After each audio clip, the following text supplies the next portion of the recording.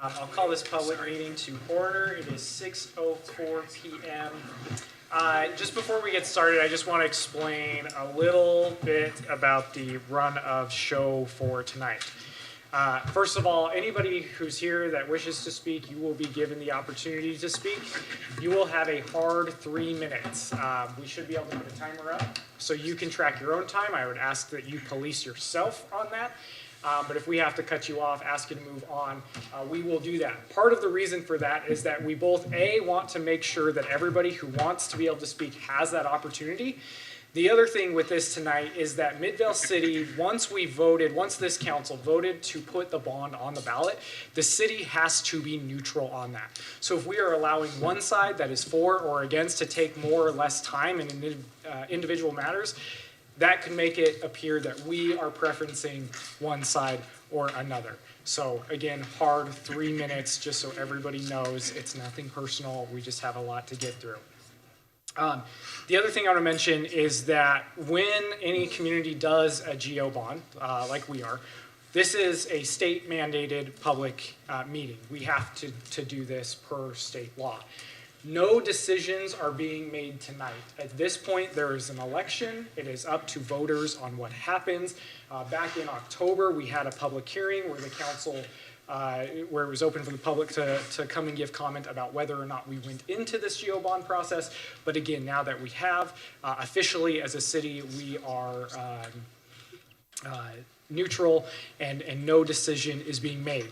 Because of that, the other thing to keep in mind is, while you will be addressing us, because we are not making any decision, I really think that as you think about your comments, this is to propose any of your individual for or against arguments for this GO bond, and really, it is not so much about convincing the city or the council, it is convincing your neighbors on whether or not they should be voting for or against this.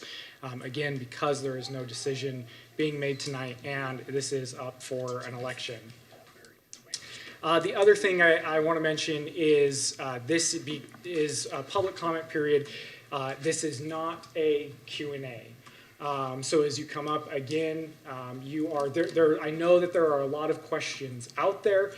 Those are definitely things that we can work through. The challenge that we run into is based on the question, how we may answer that, how I may answer that as an individual, because I definitely have thoughts on this, could come off as preferencing something or not preferencing something. So really for us, our goal is that we will only step in if something is stated that is just purely misinformation, and if it is just, we have to keep to purely just informational. So that is when we'll step in.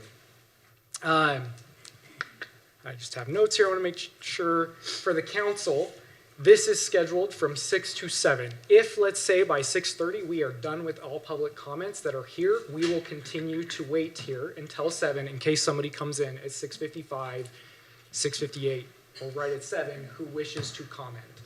So just know that as well.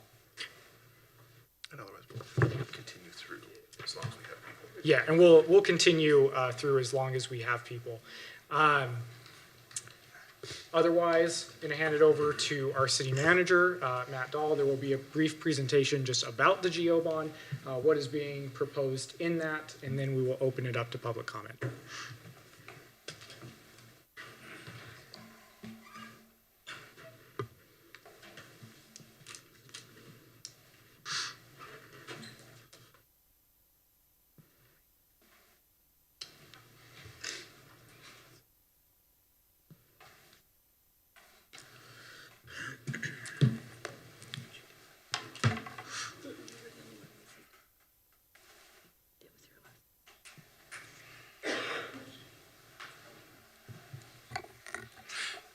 Good evening. As the mayor said, the way we're sort of set up for broadcasting, because this is going to be on YouTube, is that I need to speak in this microphone and sort of look this way, but really I'm not speaking to them, I'm speaking to you as we go forward with this evening. So I'm sorry that that's how the arrangement is. Tonight, as the mayor indicated, this is a public meeting which is mandated under state law. The intent of this meeting is to provide an opportunity for the public to provide their opinions on the proposed bond, both positive and negative. I won't read through the whole ballot here, but this is the ballot proposition. This was presented to the City Council and approved back in July, and then due to a date error in the resolution pertaining to when the canvass was going to occur, this was also presented to the Council a couple times in August. In general, what the question here is does the public, do Midvale residents provide authorization to the Midvale City Council to issue $11.2 million in bonds for a new modern rec center, as well as other recreational amenities, including trails. There's a lot of other stuff. We'll cover some of that here, but without reading the whole thing, that's the general gist of what the ballot proposition says. So the basis for doing this actually has several years of backing by the City Council. For a number of years, we have set aside some seed money in order to help with an eventual effort to try to secure a new modern recreation center. In that time, the view, as we talked about it, was really one much like this one. This is the Draper Recreation Center in the image. It is the most recent recreation center completed with county ZAP funding. And really what's always sort of been discussed broadly is that this would be a county-operated facility, so not one where the city would be operating it. It would include a community pool, sports programming spaces, community spaces, and would support residents of all ages and abilities.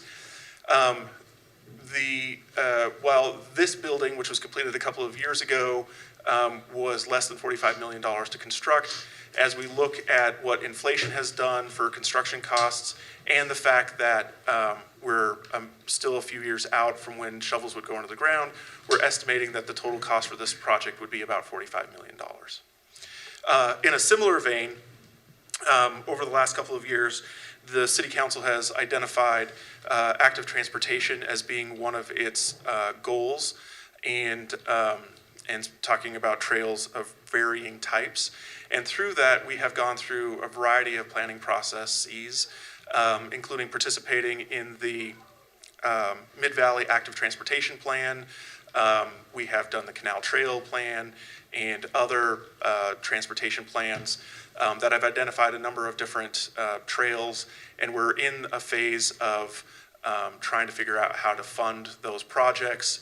And both of these sort of concepts, projects, plans have led us to the point where earlier this year we came up with the idea to proceed or to look into bonding in order to providing a portion of the cost for these projects.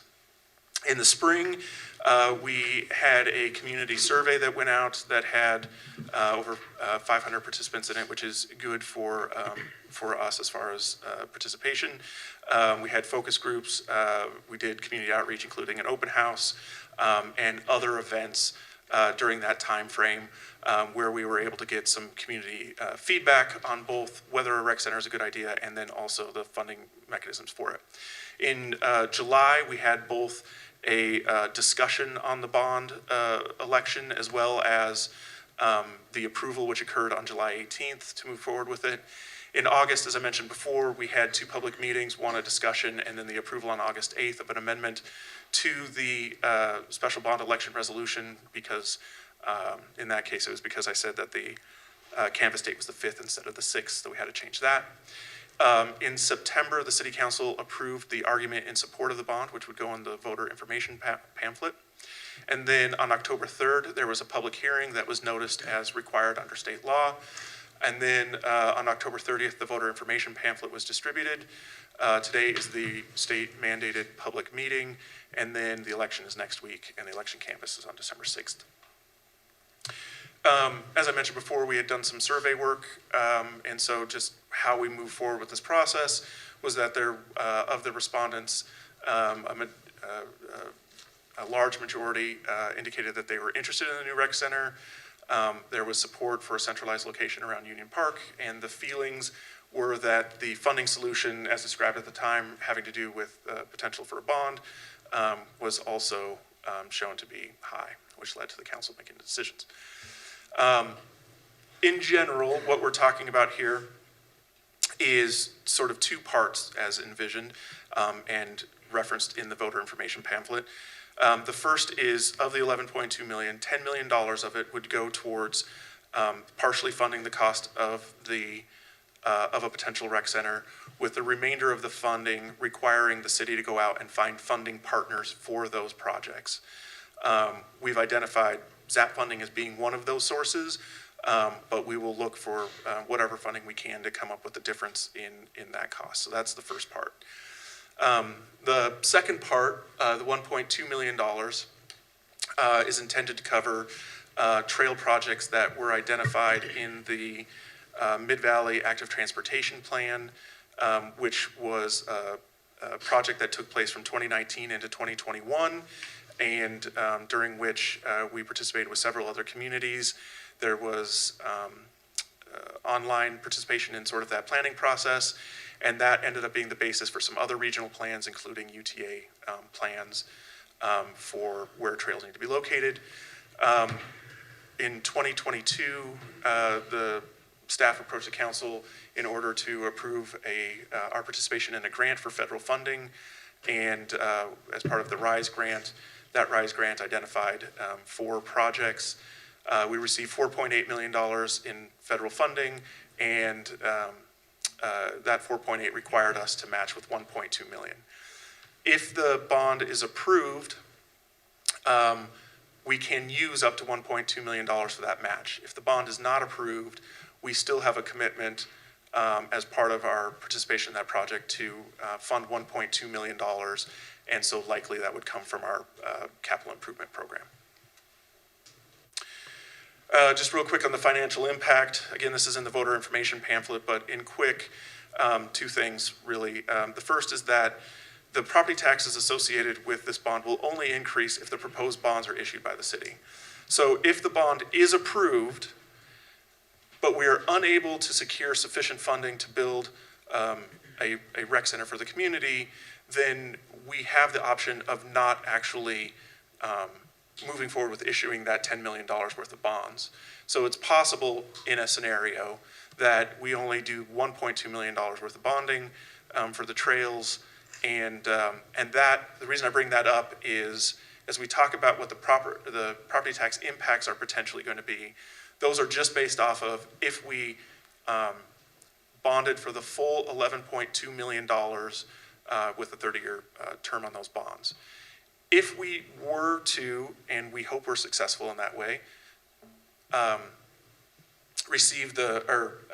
if the bond is successful and we have need of the full $11.2 million, then in that case, the calculation for those in the public is essentially what we're calculating is it would be $11.14 per year per $100,000 of value for a residential property. And then for a business, it would be $20.26 for each $100,000 of value per year.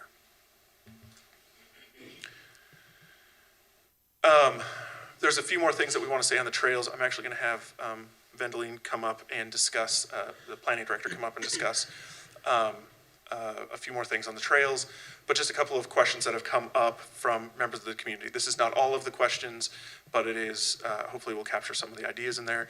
First one is what happens next if the bond is approved? As I've mentioned earlier, this is really just the first step and provides an opportunity for us to be able to put together an application packet that we will go to other funding sources with, including, for example, the county ZAP tax, or ZAP board, and in which case we will then put together that application and seek the funding through that. This does not, the approval of the bond does not guarantee that we will get a new rec center, but it does allow us to include information in an application that we think, one of the reasons that it was submitted is that may improve our potential of receiving those funds. And then the final thing is what will happen to Copperview Recreation Center if the bond is approved. The Copperview Recreation Center is a county-owned and operated facility. And so if if we were to have the bond approved, we would need to work with the county to determine what would happen at that site next. Now, that being said, comments have been made in city council meetings and whatnot, that the view is that that site is an asset to the community, and our intent was that we would continue to work with the county in order to ensure that it remains an asset to the community. But again, we don't control it, and so we can't say specifically what will happen there. With that, I'm going to turn it over to Vendaline to talk about the trails.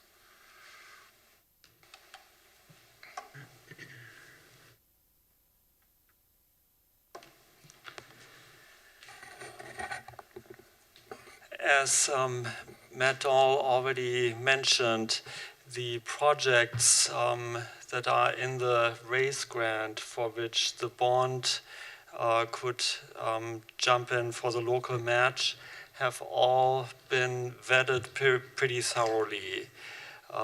There's the Mid-Valley Active Transportation Plan, in which all of these are mentioned, and the larger projects are also in the Regional Transportation Plan. And this was boiled down to 4 projects in Midvale that, with the RAISE grant, really hit the different criteria within that grant. And this federal grant, it's an acronym that stands for Rebuilding American Infrastructure with Sustainability and Equity. And the equity and sustainability part fits really well in Midvale, and that's why we were able to get so many facilities. The 4 facilities that are part of this are, first of all, some buffered bike lanes.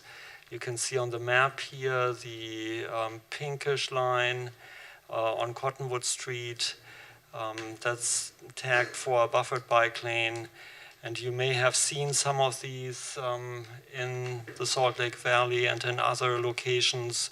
It's basically a bike lane that's, you could say, beefed up. Instead of just one wide line on the street with a bicycle symbol, you have a striped buffer. And these buffers are usually a minimum of 18 inches. If they get wider, like on this typical picture, then you have cross-hatching in between those 2 lines. The next project is very similar. That's why the typical, I left the same.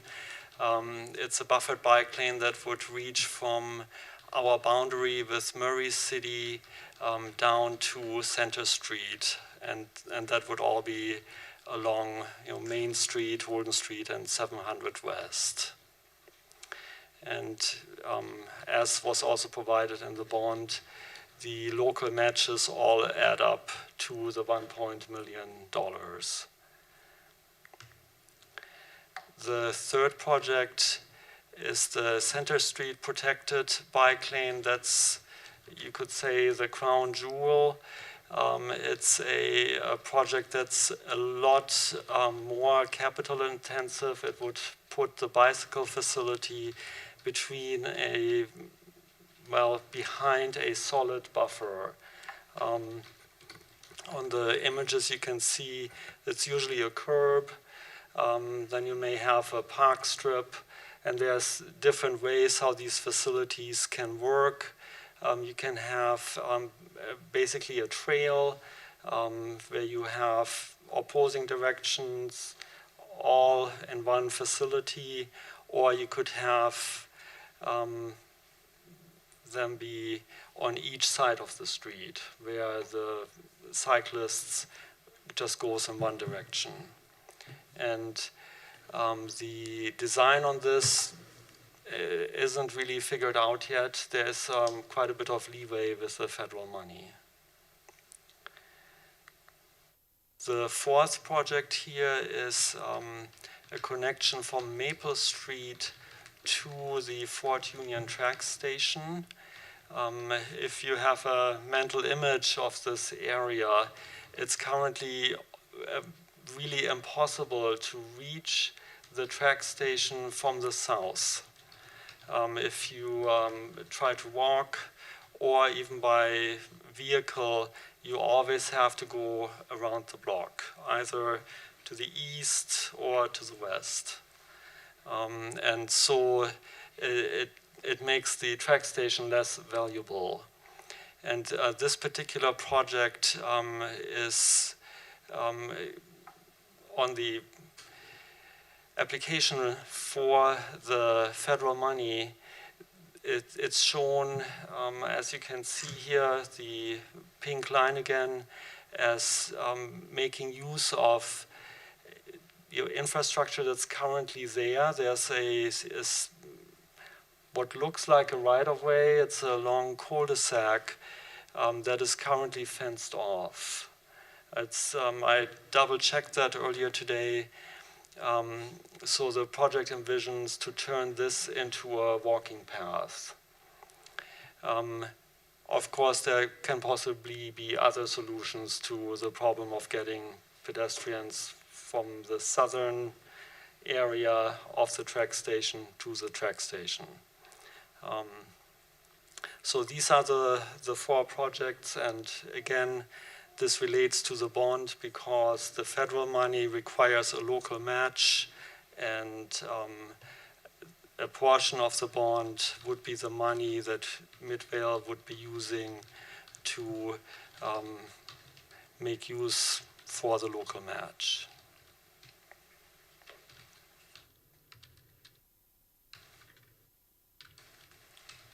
Good. Okay. With that, we will begin public comments. Again, 3 minutes. Please come up to the microphone. You need to state your first and last name. Sometimes people give us your address. You can do that. There is not a need for that. But we do need your first and last name for public record. With that, if anybody would like to give public comment, you're welcome to step forward to the microphone.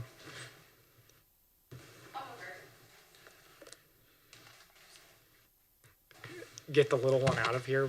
Yeah, he's really helpful. I'm sure he's very excited to be here. Hey Matt, I'm gonna break your rules. Everyone on YouTube is gonna watch my head. Is that cool? That's good. Name and what else? Just your first and last name. Molly Signoretti. Hi. So my name is Molly Signoretti, and for those of you that don't know me, I live on Grant Street here in Midvale. I'm a current chair of the Harvest Days Committee, and this is my son Remy. He's 2.5 years old. I am here to share about my support for the recreation bond. Now, for all of us in the room old enough to vote, this is not about you. It's not about us. It's about Remy, and it's about families with young children and couples with unborn children, essentially the future of Midvale. The vision of this bond is to create a community where our children and community members can grow, learn, play in safe and vibrant places. Our city has been a wonderful place to live, work, and raise families, and it's our duty to ensure that this legacy continues for the next generation. Recreational spaces are more than just gyms, pools, basketball courts, bike paths, or walking paths. They're also safe havens for community members of all ages to build lifelong connections. Now more than ever, building strong social connections is key to overall health and well-being. In addition to social connection, recreational spaces also help promote social equity, which is one of my favorite topics to talk about. So, regardless of your life circumstances, we should all have access to great community spaces. I want to take a moment to explain social equity in a little more detail. I would like each of you to imagine that you're sitting on the bank of the Jordan River, enjoying a nice snack on a sunny day. While you're sitting there, you see a drowning child in the river, so you jump in and save them. And while they're drowning while you're drying them off, you see another child drowning in the river. So you jump in and save them too. This continues to happen over and over again. So you take a hint and you run upstream. Who the heck is chucking in these children? So let's target things at the impact before they even exist. This is what we call working upstream. And when we look at all of the research in successful and thriving communities, they are all working upstream. We are working to solve problems before they occur. At its core, this bond takes steps towards ensuring that every resident of Midvale has access to facilities and areas that promote health, happiness, and opportunities to thrive, regardless of their background and socioeconomic status. By targeting all community members, we in turn are lowering crime, research proves this, increasing community engagement, and in turn, increasing our community value. So, as a mama bear, I want nothing more than the best for my 2-year-old and every local child in our community. I urge you in investing in the recreation bond for Midvale. Thank you. Thanks, Molly.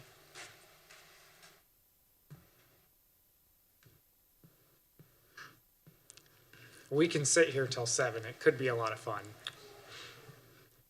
One thing I'll say really quickly, just for those of you who don't know, I know we've got, I don't know if everybody's familiar with Lorraine, who's in the room.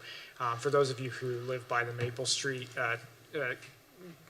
proposal, she has asked that I go out there and we'll set up something for me to go out there. And if anybody from the community wants to talk more again at that time, that's fine. I've already explained the role for tonight, but just know that is in the works of being set up.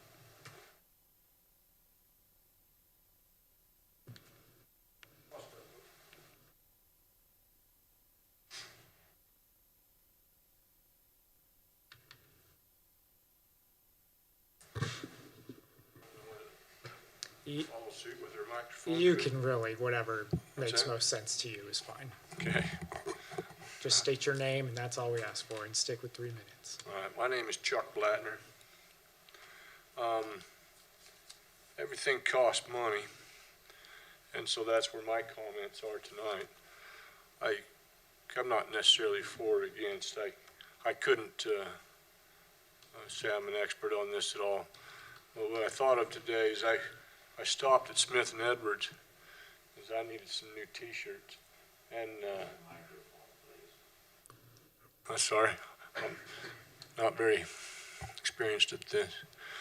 Anyway, I stopped at Smith and Edwards today, and I had what I thought some T-shirts that I could put to good use, and the price tag looked about fair to me, and so I started pulling them out in different colors, and next thing I know, I had 6 or 8 kind of stacked up, and then I thought, if I dig in the back of my back closet, I know I got some T-shirts that still got some life in them, and so I didn't buy a T-shirt today, although it would have been, I like a nice new T-shirt now and again, but I skipped it. But to relate to this bond on this recreation stuff, I wonder what bonds are being serviced now that are about to expire, to be done being serviced. What are we already paying for that's about to the end of its life that drops that maybe my property taxes come down a little bit? Or do they ever come down? Do they raise them and do they just stay there? I open that envelope every year and I can't figure the damn thing out, but it doesn't seem to ever shrink. And but there must have been things that have been bonded before that we're still servicing. I'd like to see some information on stuff that's about to be done being serviced and being paid for. A road somewhere, a bridge or a sign or a statue or whatever the heck's been paid for before. All that money comes from our pocket. So that's about it. I'm no expert at this, but I do know about money a little bit, and it don't grow on trees. And, what's the financial position of Midvale? We got to pay for it, and it comes up property taxes, but overall, is the city in good financial shape? There's things on my street that I could see being better taken care of. I don't know where all the money gets spent, but I'm no expert on bike paths. I don't see a lot of people out riding their bikes around here. It would pay for them to have a trail. I rode my bike when I was a kid. And point this way and pedal. And away I went. There was no fancy path built for me. And when the bike path they built Chuck, downtown, you are at time. I'm at time. You are at time. All right. Yep. Well, Okay, thank you for your comments. Goes by fast, I know. Do you want to give like a 5 or a 10-second warning, just so people know? I'm happy to do that.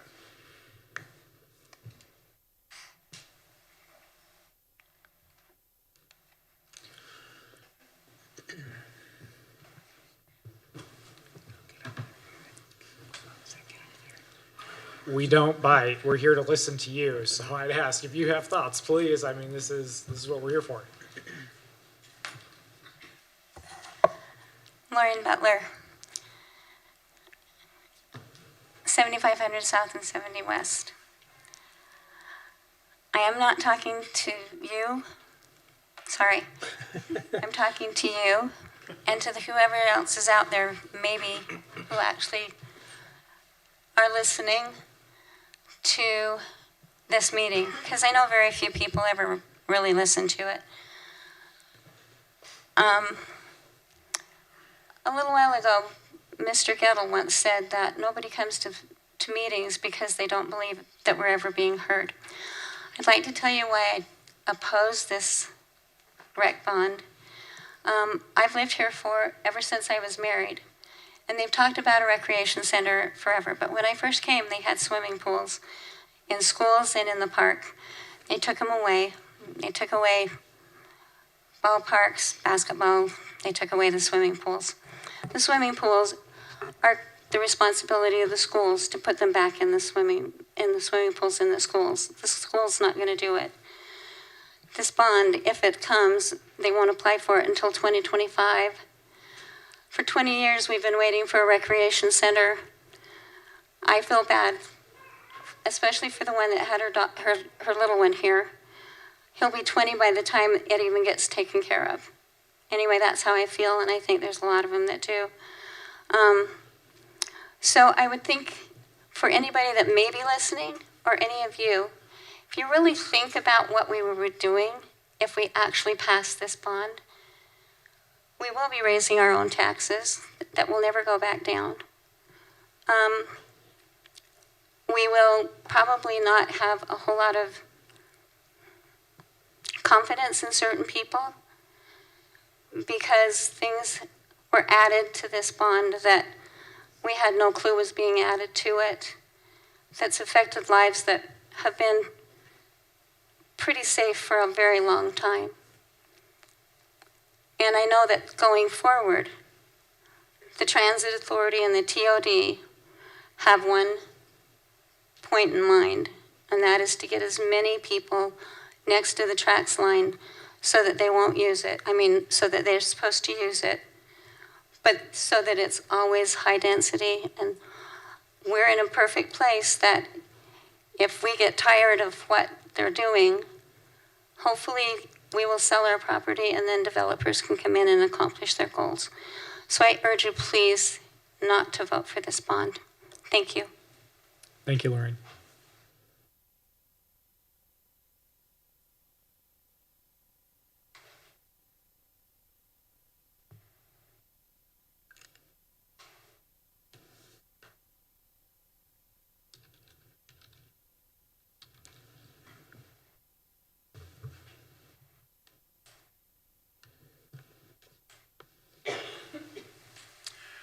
Hi, my name is Vaughn Rigby. I live at 7449 Maple Street. Been there for 59 years. Now, I'm in favor of the bond as far as praying for recreational property. We need that, and our children in the future need it. We're not voting for us, we're voting for them. It's going to be hard to pay it, especially for those that are retired, but it's something we need. All this stuff we have doesn't come free. We have to pay for it, but let's use it wisely. The bike paths and walking trails comes down my street. If anybody's been over there, they know the city narrowed our streets by 4 feet not long ago. Cars are parked on both sides of the street because people don't want to park in their driveway or their garages for some reason. So it's a one-way street. You have to weave in between cars. Last night I came down Monroe Street from the school to Wasatch Boulevard, cars on both sides of the street. I had to pass 2 other cars coming from the north. I couldn't pass them. I had to pull in between other cars and stop. That's not too bad of a deal, but it's dangerous. Cars parked on the streets all the time are dangerous for our little children that run in between them. Apartments are being built all over this area. People park on the street. If they're going to build an apartment, provide adequate parking for those cars. Again, I'm for the bond, but I'm against some of these trails. If you go measure the street and see how much room you're going to take from a bike path, then you're not going to have much room to drive down the street either. Last Sunday, I believe it was, at the end of Maple Street, the north end, we had homeless people setting up a community. The police finally came and moved them away. But that road that runs east and west along from Sportsman Warehouse area to Maple Street is a great place for people to put a tent. But they also bring with them some of the things that we don't desire in our neighborhood. We need to police those areas better.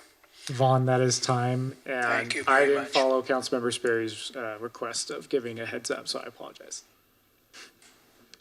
Thank you, Vaughn.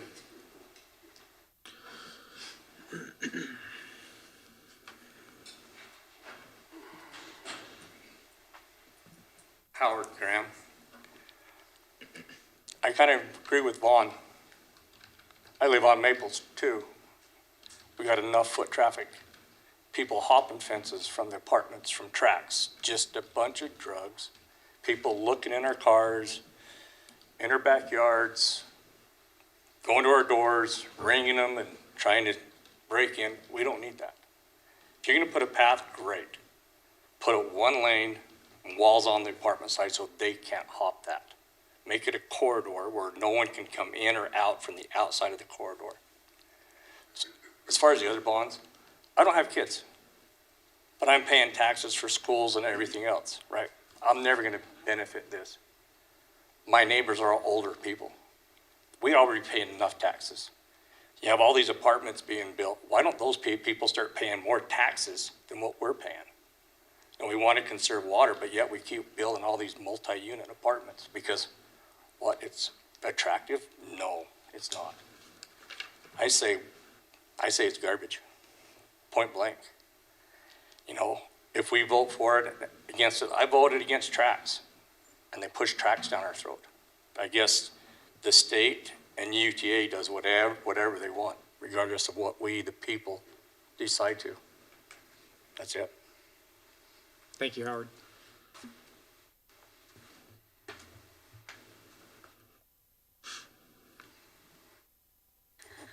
Hello, my name is Paige Taylor. I live on South Maple Street.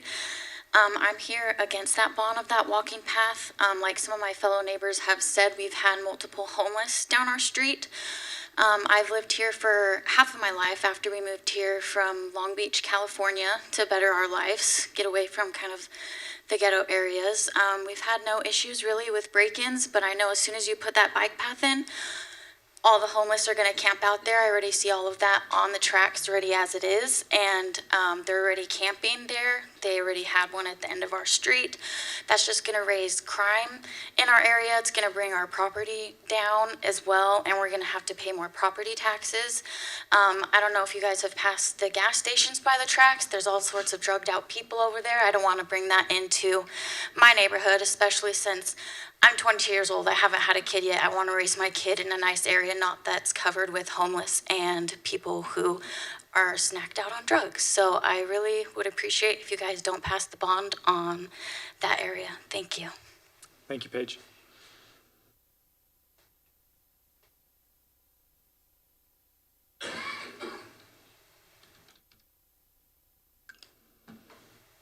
Unfortunately, none of us are stand-up comedians, so I don't know that will be very entertaining, but I could try my best.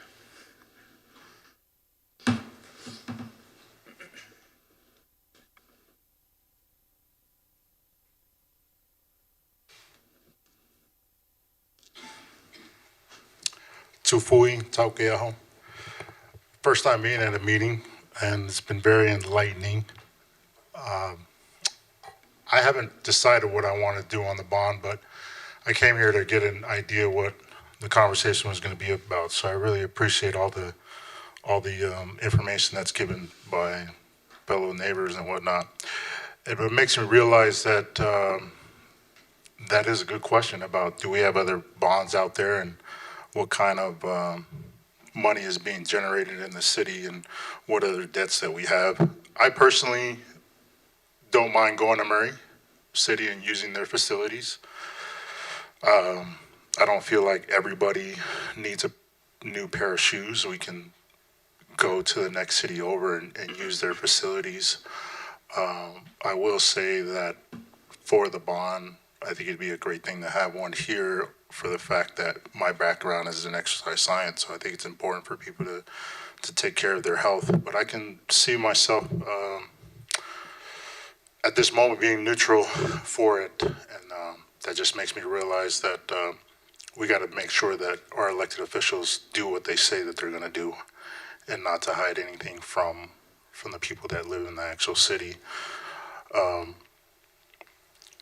So I just appreciate everyone giving their comments, and I got to go home and really think about this one, because I think there's good on both sides. You know, I always tell my wife, you always got to know the whole story before you make a decision, because one side of the story can tell you something and make it very believable, but you got to see what else is out there too as well. So I appreciate all that. Been in Midvale for 3 years, and it's been great. Got a home in Sugar House as well, and I gotta say with that gentleman with the taxes, you never really own your home.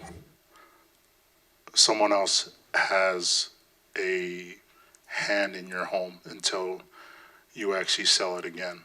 So taxes have gone up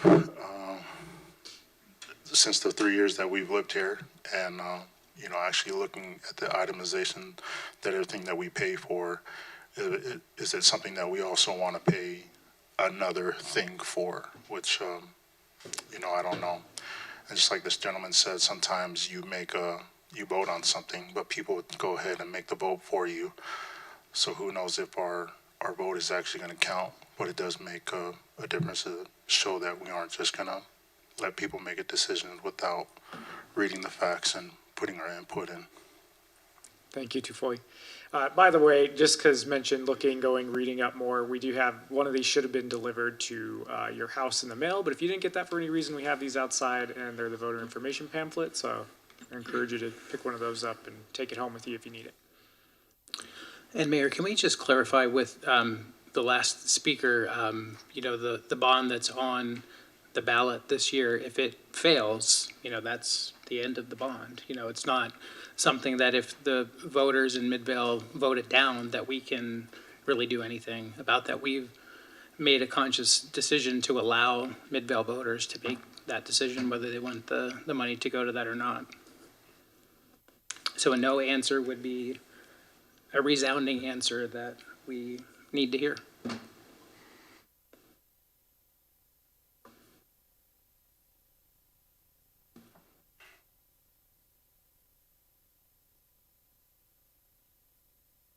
I have a feeling this is the group that sat in the back of classrooms while they were in school. That was always me. Don't ask me how I got into this position where I'm doing this now. Should I give my presentation again? No. We've got 11 minutes. Can you answer a question? With 11 minutes, I would, I'm going to get tricky here because I don't want to get into it. If you have thoughts. I think if no one else wants to come up. Hold just 1 second, because if, I'm going to let Matt explain it. I'm the politician, so, you know, he actually makes sure we do things right around here, so I want to make sure I get his input on this. And if it's allowed, I will have you come up to the microphone so that those online can also hear it. Just basically, if anyone else has any other comments, we need to address those first. It appeared that wasn't the case, but if that's the case, we need to do that first. Otherwise, I'd be happy to answer a question, or we can answer a question. Sounds great. You can come on up then if you'd like, and you can. Again, if we get iffy in how we answer something, it's just that we are trying to stay neutral and not that we're trying to skirt around anything. Just please keep that in mind. Lisa Ryman. I live on 75th South, just west of Maple. I have two questions or comments. The first one is I want to keep Midvale appealing to those people that want to move in. Eventually, I'll be dead, probably before this building gets built, which is fine, but I want it to be appealing for young couples to move in. I feel like right now Midvale is nearly dead or newlywed, meaning there aren't a lot of young couples with children in this community. And and if you have to go to a different location to do your recreation, which for us raising children, we had at least a pool at the junior high, but now there's nothing, so we have to drive them somewhere. So that's one thing to think about. I don't understand the reason why there's a pathway from one track station to another, what the purpose is, and I know we can't ask those questions. I do ride a bike, and Midvale really stinks when it comes to riding a bike. My husband took a bike spill on the pathway at the Jordan River, and now he has to have a total shoulder replacement because of it, because the pathway is so poor.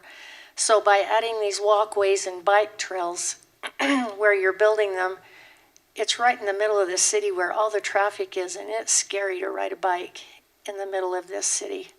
So I don't know that these bike trails really help us. I know as a bike rider, I probably wouldn't ride them. So, thank you. Thank you, Lisa.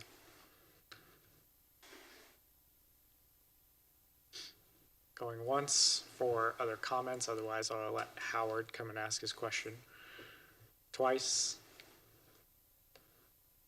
All right, there we go. Wow, that was close. Hi, I'm Andrea Green, and my husband and I have lived at on Maple Street for 23 years. So since we've been there, we've enjoyed it very much. But if we open that trail that you want to on our street, we have had to buy security cameras. We've had our cars broken into twice.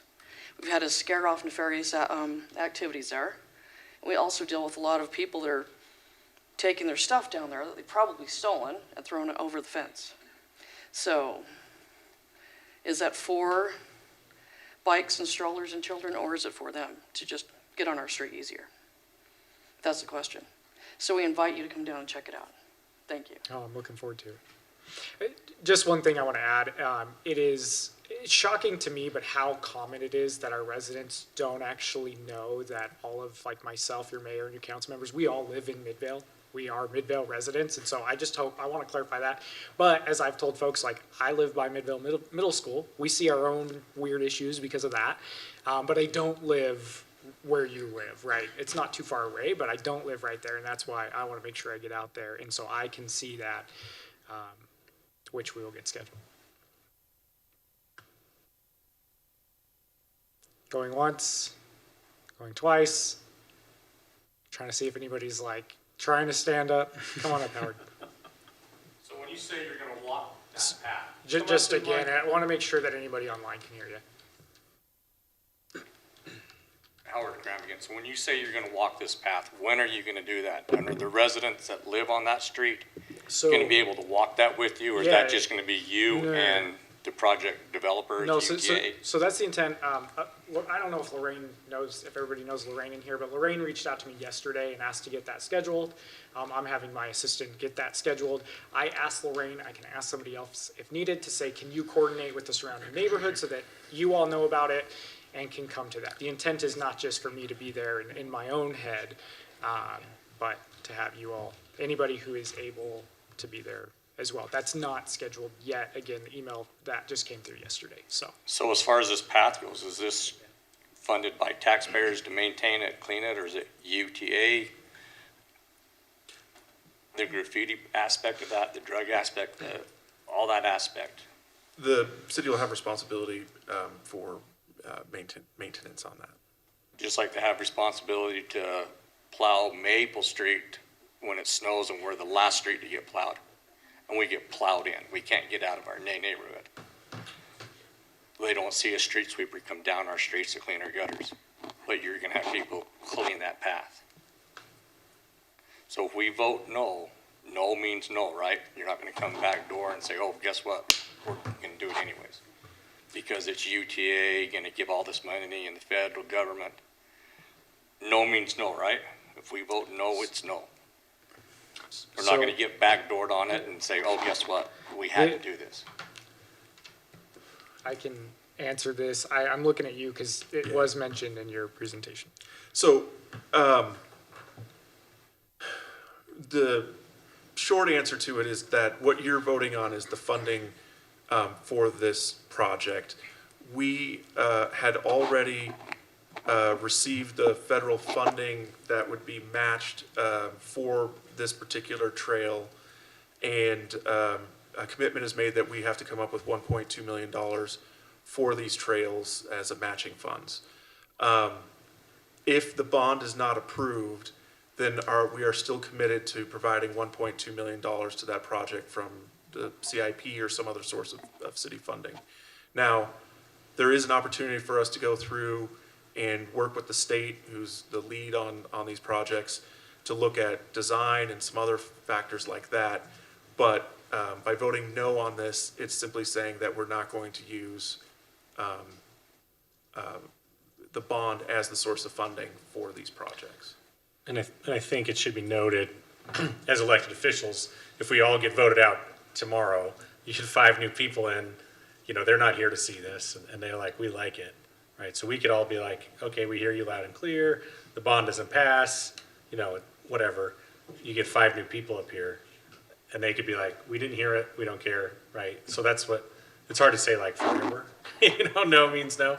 And I hate, you probably hate politicians saying that, but, because I've seen that here, where, I'm new and something comes up and they're like, hey, we said we didn't like that. I'm like, well, I wasn't even, So can we change this bond to exclude the pathway and go towards the community rec centers? For those online, the question was, can we change the bond to exclude the pathways and go exclusively to the community rec center?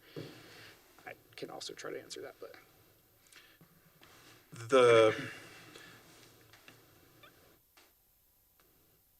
Sort of.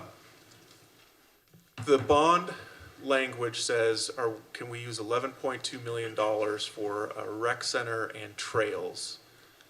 If a decision was made that, because we've been talking about it as $10 million and $1.2 million. It is possible that we could use more of the trails money for the rec center, but we would still have the commitment and there would be funding for it from another source. So yes, we might be able to shift the bond funding around, but that doesn't mean that there wouldn't be funding that would be committed to this project.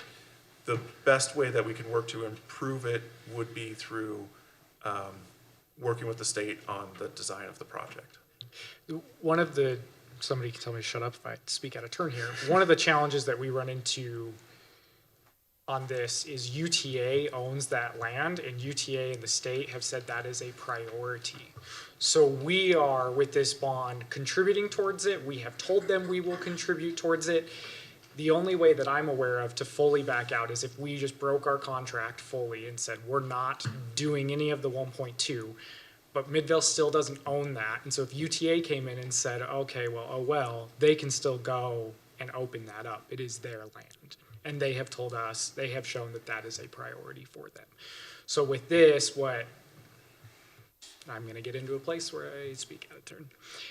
I look forward to a community-based conversation where I think we can talk more about solutions to concerns on this, because I fully believe those solutions exist. But it is just the place that we're in, being, again, state and UTA prioritized project, where they came to us for it, not the other way around.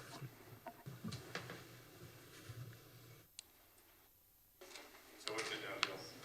We have one more minute. If anybody else would like to provide public comment, again, you'll still be given 3 minutes.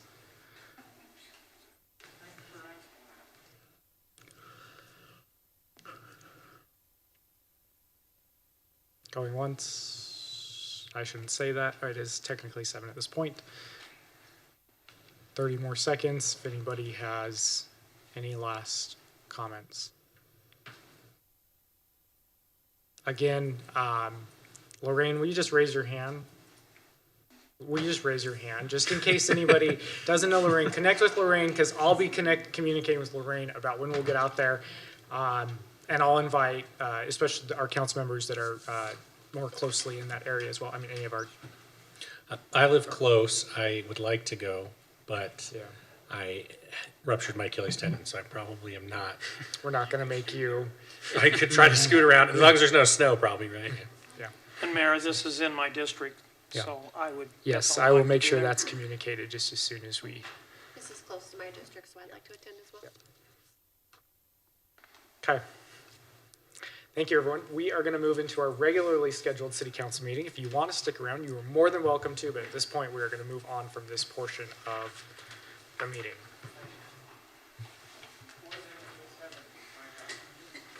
I just need to get myself situated. Oh, do we need to adjourn? Adjourn, yeah, I think we do. Is there a motion to adjourn this public meeting and then open, well, actually, let's just adjourn that and I'll open the council meeting. Mayor, I move that we adjourn this public meeting. Second. We have a motion and a second. All in favor, please say aye. Yes. Aye. Okay, we are adjourned. Thank you. That was all I knew, so. Welcome, everybody. It is 7:01 p.m. I'll call this meeting to order.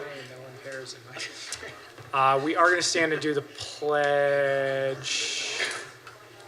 Debating if I wait a second for it to get quiet. Exactly what they're, I think I can picture it on paper. All right, if we'd please stand and repeat the Pledge of Allegiance after me.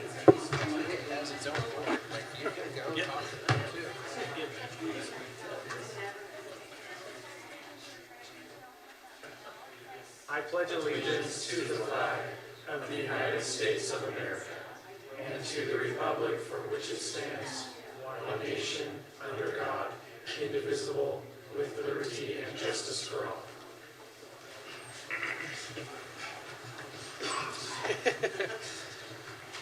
So am I, apparently. Last meeting I was there, right? Rory, if you would call roll, please. Yes, Councilmember Glover, Here. Sperry, Here. Gettle, Here. Brown, Here. and Robinson. Here. Thank you. All right, we're going to hear from Chief Larson for the Unified Fire Authority report.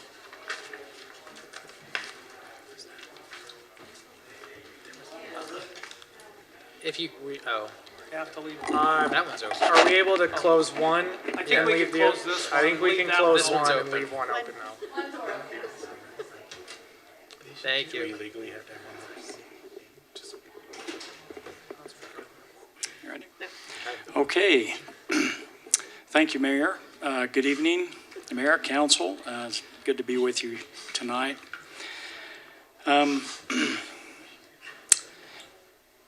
I hope you've all received the third quarter report for our call volume activity. I hope you've had a chance to review that. I won't belabor it too much since this is familiar with all of you. I will just highlight in the upper right section, you can see that we've had a little bit of a downward trend this year versus previous years, but not too much. Of course, our total incidents, the emergent, non-emergent. Emergent just means that those are our Delta calls. Those are our serious calls, heart attacks, difficulty breathing, those types of calls that warrant a very urgent response and medics.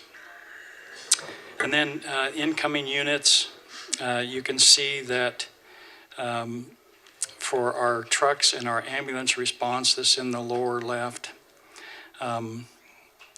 it just gives the number of units that responded within the city limits of Midvale for the third quarter. Then our emergent time, 50% or 50 times out of 100, we were able to arrive at the incident from time of call to dispatch till the time the crew arrived at the incident within 4 minutes and 25 seconds. You may have noticed a dark black plume of smoke last Friday, kind of on the Midvale-Sandy border. Our crews responded on a mutual aid response to help Sandy with that fire.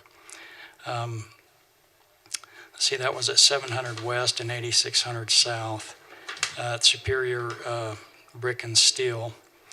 The fire was started from some hot work that was taking place, got into the weeds, traveled to an area where they had a bunch of paraffin wax stored. That's very flammable. That's the reason for all the black smoke. But they were able to help the Sandy units control that. They were pretty busy. Just to share with you, maybe most typical days for the fire crews. Last Monday night, your station 125, between like 10 and 4, I think they said they received like 4 calls, one being a rabid raccoon public assist. So they received quite a variety of calls. That was an interesting one. And then that morning, Tuesday morning, they were at Copperview Elementary with our Adopt School program, teaching the third graders about what to do when your smoke detector goes off. Then they had some calls in between then and 4 o'clock when the mayor brought his Next Gen youth group over for a tour. And then they had several more calls that evening and into the next day. So your crews, although these numbers indicate the calls they go on, the community activities that they participate in aren't shown there, but they're very active in your community. Let's see. I believe Chief Thomas mentioned a chili cook-off. It's a really big event that we hold every year. A lot of the fire departments around the valley are involved in it. I just wanted to let you know that UFA's team won 3 of the 4 awards, and they sold the entire 55 gallons of chili that they had. Yeah. So they were very successful. This is a charitable event. They raised money for the U of U burn camp. There were more than 2,000 attendees at this event. $46,000 was raised for the U of U burn camp. I think UFA raised about 18,000 of that. And I think it was the chicken cashew chili that was the big hit, if I remember right. I'm so glad to know that every vote counts, because my wife and I went to that and made sure that we voted for them. So Thank glad you, to know Mayor. it helped. Yes, thank you for your support. Our budget preparations are underway already. The division chiefs are actively scrutinizing their budgets to see where we can come up with some cost savings for the citizens in our community. So we've already started that process. And then lastly, before I move on to the safety message, maybe I should just ask if there are any questions on the quarterly report. I forgot to do that before I moved on. Okay. Our safety message, we've given this to Laura for distribution for your community. With Thanksgiving just around the corner, it's good to remember to always be alert in the kitchen. The number one cause of fires here locally and nationally start in the kitchen. So it's important to be attentive, and there are some really good safety information that we've distributed. So I encourage our citizens to check social media sites. Our our social media sites with UFA. There's some great information on safety during Thanksgiving. So that's the quick abbreviated version of my report. Are there any questions for me? Any questions? I was going to do it in my report, but while you're up here, thank you again. As the chief mentioned, we got the Next Gen group over to the fire station last night. They were able to tour 125. I think they really enjoyed that, and so thank you for setting that up. And maybe we'll have some future paramedics and firefighters from that. They had some pretty good questions, so They had some really good questions. It's good to see Mayor. their engagement in that. So, Well, thank you. We're happy to support that. I know the crews enjoy it very much. appreciate it. Okay, thank you. All right. Okay, we're going to move into public comments for this meeting. Any person wishing to comment on any item not otherwise scheduled for a public hearing on the agenda tonight may address the city council at this point by stepping forward to the microphone and stating their name for the record. Do we have any public comments? Seeing none, moving to reports. For my report, just one thing for the council to be aware of that I think is exciting. The city doesn't really have a role, but if you'd like to be there, I can see what I can do. Jordan Clarkson from the Utah Jazz has a foundation and found out that, I don't know that I'll publicly state the location and all the details because I don't know that if any people from the public show up. But his foundation is giving out, they wanted to do 300 Thanksgiving meals, and they decided to work with LifeStart Village, specifically Family Support Center that hosts LifeStart Village, and they do a crisis nursery here. That doesn't quite get 300 families, and so the Canyon School District also stepped in, and they will provide the rest of the families who are in need or who are here in Midvale. Unfortunately, they had a problem finding a Midvale location that could host all the 300 families. So it will be in West Jordan. It's this Saturday in the afternoon. Again, if you'd like to ask me afterwards, I can get you those details. But I was pretty excited to hear that his foundation was investing in our families here. So just wanted to share that. And lastly, my last Coffee with the Mayor event is this Friday. I'm going to take December off on that, and I'm going to be talking about the upcoming legislative session and what we're hearing. And so if anybody's interested in that, that's 5:30 at Tres Gatos here on Main Street. Councilmember Glover. Nothing this evening. Okay, Councilmember Sperry. I don't have anything this evening. We're coming down on your last meetings and you're not. I know. Okay, one more. After tonight, my daughter's paper chain will be down to 1. So there you go. She's For got a one meeting. paper chain of your last council meetings. Okay, my daughter. It's my wife. I'm trying to save her the embarrassment. It's my daughter. But it's my wife. One more on the paper chain. Well, we're happy for your wife, sad for us. So, all right, Councilmember Gettle. Oh, thanks, Mayor. I just wanted to bring back to everyone's attention, we have a significant portion of the Jordan River Trail on the Midvale side that at this point now, you know, if you try to go down there after work, 5 o'clock, it's pitch black. You can't see. It's not really safe unless you have, you know, a flashlight or something. I've been getting hit pretty hard from residents along that stretch, especially at the apartments and rooftops in general. They're wondering, and I tried last cycle to see if we could free up some money to fix all of the existing light structures on the Jordan River Trail. I understand that was cost prohibitive. However, my question is now if we can compromise and find some money to fix the lights that are directly where people live. So if you live at the lofts or the rooftops, the townhomes there, even if you take your dogs out to use the bathroom at night, you're basically in a pitch black evening, and it's not necessarily what people want when they go outside, is to be standing in the, especially when you see existing light fixtures and you're wondering, like, you know, the rooftops folks, they say, well, I pay my property tax and we have these lights here that aren't working. So I was thinking, I understand it's cost prohibitive to do it all the way from 72nd to 78, but where there are people and existing homes and structures and apartments, maybe we can think about fixing those first and then doing more, as we free up money in subsequent budget cycles.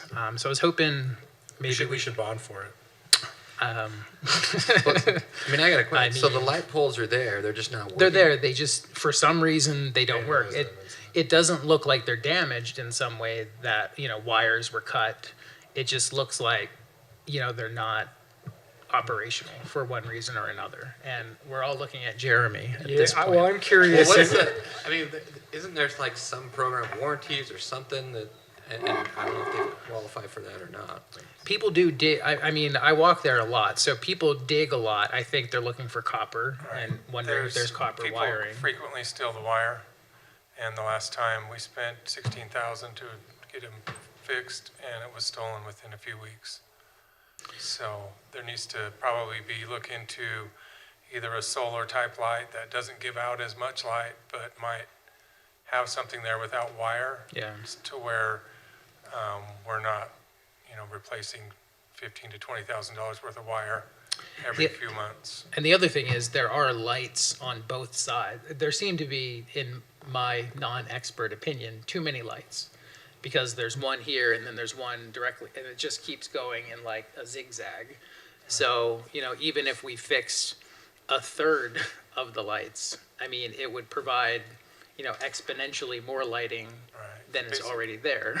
The way those are generally wired are daisy chained together, and so But if they're not going to be a viable solution for the future, I mean, take them out, put something in. You don't have to put that many back there, because honestly, I've lived back there now for 8.5 years, and I don't remember them ever being operational in those 8.5 years. So, if they're just going to be light structures that don't work, like what's the point of them being there other than to remind people who live there that, hey, we paid property taxes and these lights, which would benefit us greatly, are just sitting there unused for years and years at a time. So I don't know, that was my thought with the most recent conversation I had with a resident who lives at the rooftops, that maybe we can fix the ones that are most pressing as far as people living there and having daily interactions with them. So I'm hoping we might be able to discuss that in the coming council meetings. Other than that, I did want to mention more information will be coming at a later council date, but I was in the facade grant committee meeting today, and you guys are going to love the project that is going to be coming before us, I think, at our next council meeting. And it's the, well, you guys know, it's the bank building. I finally saw some renderings of what that is hopefully going to be, and if that's what it turns out to be, everyone is going to be very, very happy. That's it for me. Thank you, Mayor. Hey, Mayor, real quick. I didn't have anything, but then it got me thinking. So I got two follow-up questions for the light comment. So one, I mean, when the lights aren't working, where's the best place for people to go and report it? I mean, if you go to our website, is it just the Public Works? Send an email? What's to let people know? And now you're going to get swamped with a bunch of... They can call Public Works. We also have a report a problem that's on the city webpage. Okay. That they could submit them there. Okay. And then the second thing is, you didn't really touch on it, but it got me thinking. If people, maybe there's not a light in there that's just not working, but they live in an area where they think, it's pretty dark. Do we have a way where people can submit and say, is it possible to get a light here, and then it gets looked at, or not? We currently don't have a streetlight master plan. Okay. It's something that I am working on currently, but we are responsive when people do call, and we can give them an answer based on what is in their area, how many we generally put on a street, and look at options for them if they don't have adequate lighting. We One more follow-up. When that master plan is done. I don't have anything. Can you tell me which ones have the most copper so I can know which ones will be the most lucrative? There is no copper at all in any of the lighting We'll keep from that out. 72nd to 70. No, just on the lighting one, I had somebody recently reach out to me that said, I'm in a neighborhood that we do have lights, but I'd like another one. And I think it was Roland that went out and visually looked at it and said, this is common practice in Midvale, and so that has not moved forward. But I know that was also a piece of that conversation, is that we don't have this master plan in place Right, to and help us that's with kind that. of what the master plan will do, is it will look at all the existing lights we have, create a standard for what lighting should be for residential streets, collective roads, and get us to have a plan to get them in and lighted so the community has adequate lighting. Any more questions, Quinn? Can I be done for now? I usually I would not have let you do that if this was not one of your last meetings. We would have shut that down. That's okay, because even if you didn't, Heidi already said if you didn't let me, she was going to let the rest of it. That's not allowed either. Okay. We're still early and this meeting's going to get out of control. All right, Councilmember Brown. You have a few things.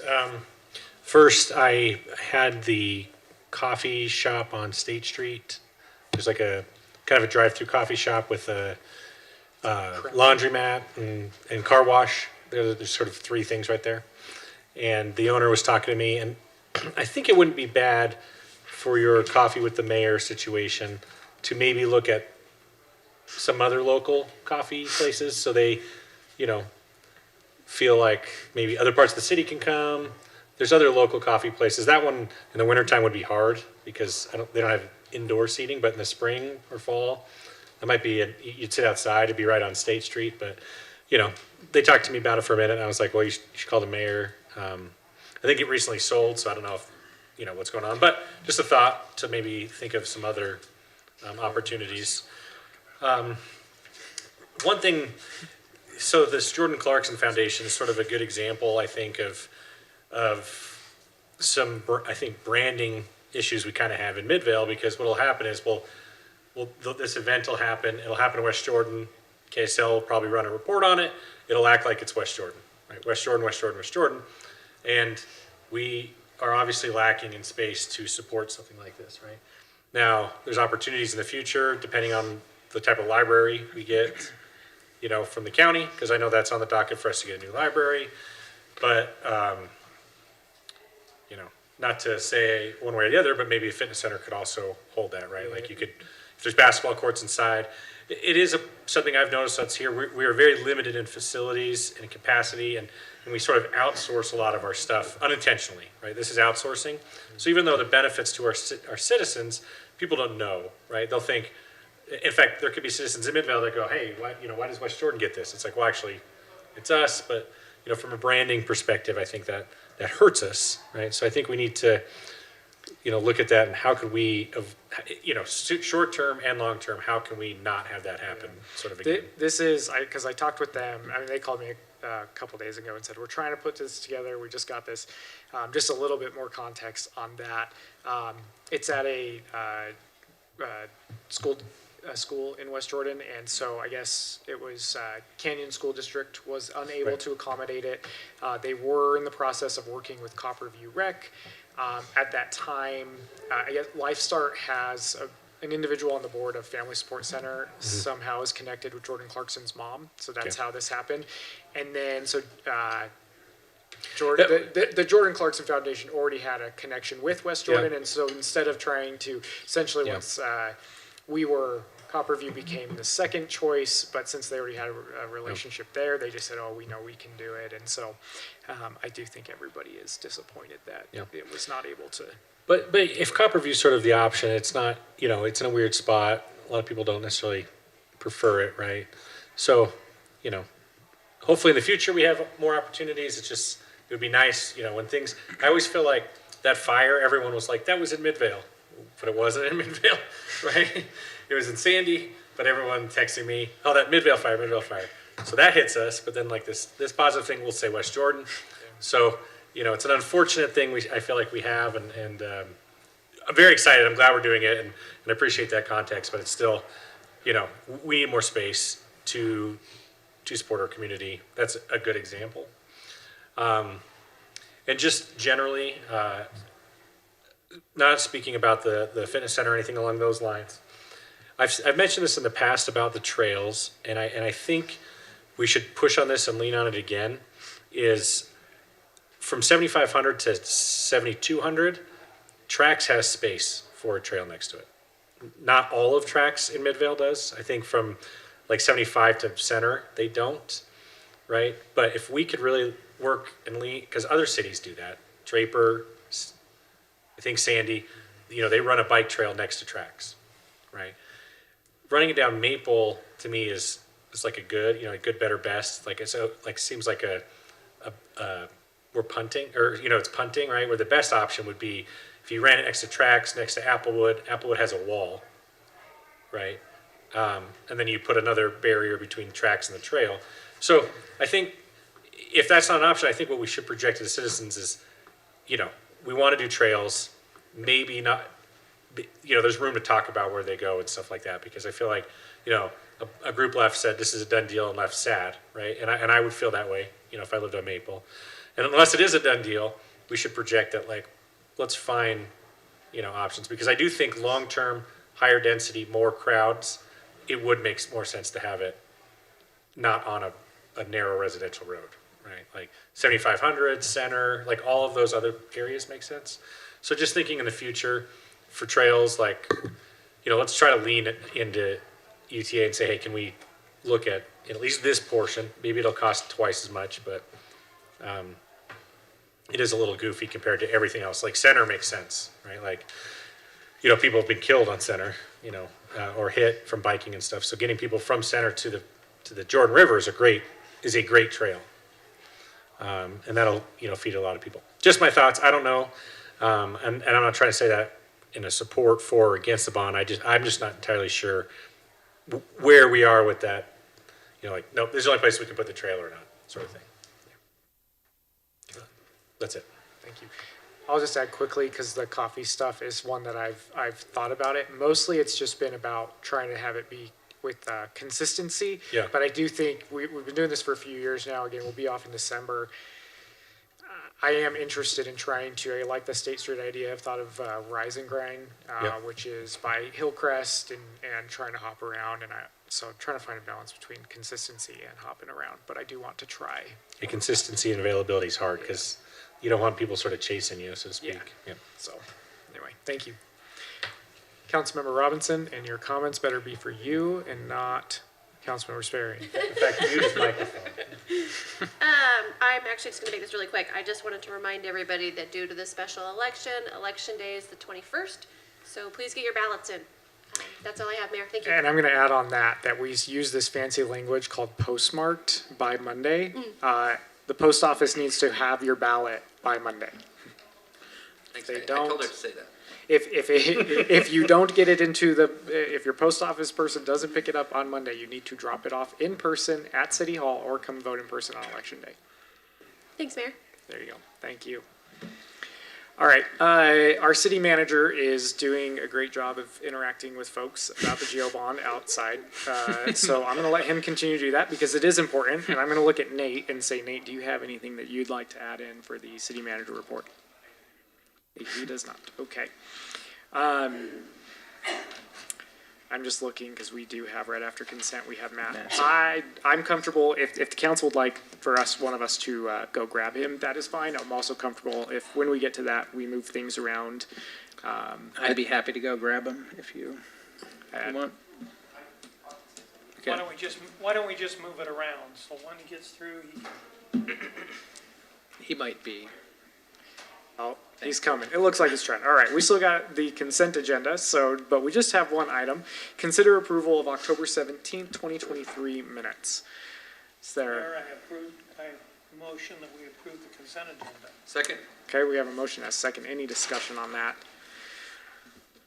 Rory, will you call roll? Yes. Councilmember Sperry. Aye. Glover. Aye. Robinson. Aye. Brown. Yes. And Gettle. Yes. You're up next. You're up next. Okay, that passes. Thank you. I apologize for those of you watching us. This council meeting's already, we're just off the rails here. Okay, Mr. Dahl, you're up. With our one action item of the night, consider proposed ordinance number 2023-015, amending Midvale Municipal Code, Chapter 2.24, City Committees.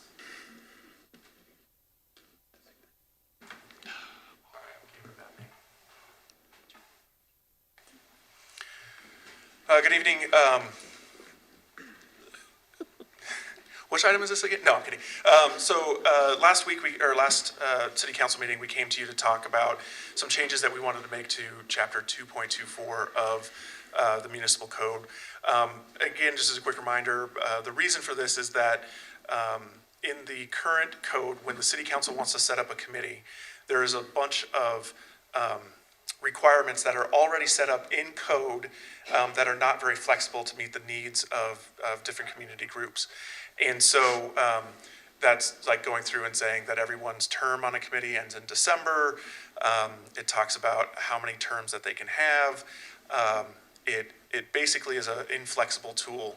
And so what we had proposed is making it so that while many of those terms will still be something that needs to be addressed by the city council, that instead what we would do is provide flexibility and allow the council to set up new committees by resolution, and then we have a list of information that we need to include in that resolution when that committee is created. But it allows the staff and the city council to work together to make sure that those terms, rather than sort of being those static ones that are currently in code, are things that are flexible and usable for the goals of the community. Sorry, this keeps moving forward. And so that was one of the reasons. The other thing is that currently Article 3 of Chapter 2.24, the Community and Neighborhood Organization Recognition section, was a section that was intended to provide both regulation and independence for a group. This was sort of, we believe, envisioned for the community council, but as we look at it, it creates a fair amount of potential for confusion as well as liability for the city, because if we allow, if we indemnify that group and they get to make decisions that are sort of separate and without control of us, then that opens us up for particular forms of liability. And so we thought that the best thing to do would be to just remove that section from the code, and then if there is a community group that is not part of the city that would like to have a relationship with the city, then we would work on having some sort of contractual arrangement with them and look at that on a case-by-case basis rather than having this code. To the best of our knowledge, we've never actually fully utilized it, and so as we discussed last month, we're proposing deleting it. And then the final thing, as I mentioned at the top of this, is that there are several technical changes that are in the proposed ordinance where we're just making sure that certain terms that should be capitalized are capitalized. There's no sort of meaningful changes throughout the rest of the chapter other than just making sure that we're referencing these particular things appropriately. So that is, we had a discussion. We have not done anything different except for those technical changes other than what we talked about last time. And I'd be willing to answer any questions that you have or consider a motion. How many committees do we have right now? So there are two types of committees that are in this chapter. There are sort of what I'll call standing committees. Those would be like our audit committee. And then as far as the sort of other committees that would be created through the Article 1 of this chapter, really the Harvest Days Committee is the only one that fits into that category right now. Would this mean that, say, for the audit committee, we would have to... The audit committee has its own section within the code that sets it up. So, sorry, by standing committee, I mean code says you must have an audit committee. It will be this. And we're not proposing any changes to that other than capitalizing audit committee. And does this impact Harvest Days Committee as it is? I mean, I know that they're about to start meeting again, and is there anything that we need to do to like reconstitute them? I believe it will not. I believe we'll be okay. The examples, though, of committees that this will allow us to move forward with is one, If the community, as we've discussed before, reconstituting the community council, and if we were make it so that it's formally part of the city, then we would use a resolution through this change to create that committee. And then the other one, which I've mentioned, is, as you're aware, we've recently hired a coalition coordinator for our Coalition to End Youth Violence. That's not exactly the title, close enough. But that committee right now sort of operates independently from the city. The coalition coordinator is a member of our staff and sort of liaisons, if you will, with that group.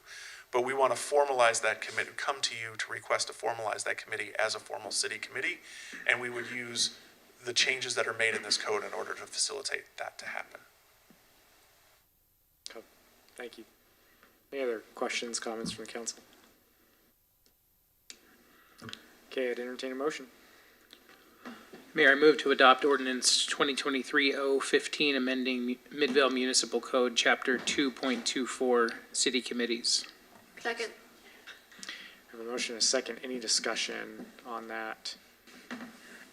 Okay, Rory, we call roll. Yes, Councilmember Glover. Aye. Robinson. Aye. Brown. Yes. Gettle. Yes. And Sperry. Aye. Okay, that passes. Thank you. Thank you. All right, move into our first discussion item, which is the Jordan Valley Water Conservancy District presentation and discussion on the Regional Water Treatment Plant Drought, Wildfire, and Earthquake Resiliency Project, and we'll hear from Jacob Young. Welcome. Good evening. Thank you for your time tonight. It's great to be here with you. And just checking, do you have those slides available there? Any chance? His face says maybe.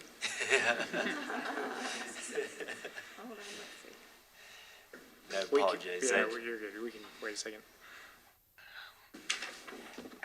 I brought them along with me if that makes it easier as well. That would be easier. Yeah, if you With have my it, that would be computer.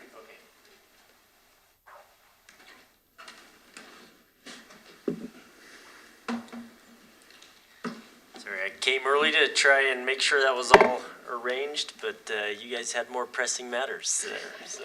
Appreciate your patience. Oh, no problem. It was a great meeting beforehand as well, so let me get this set up here.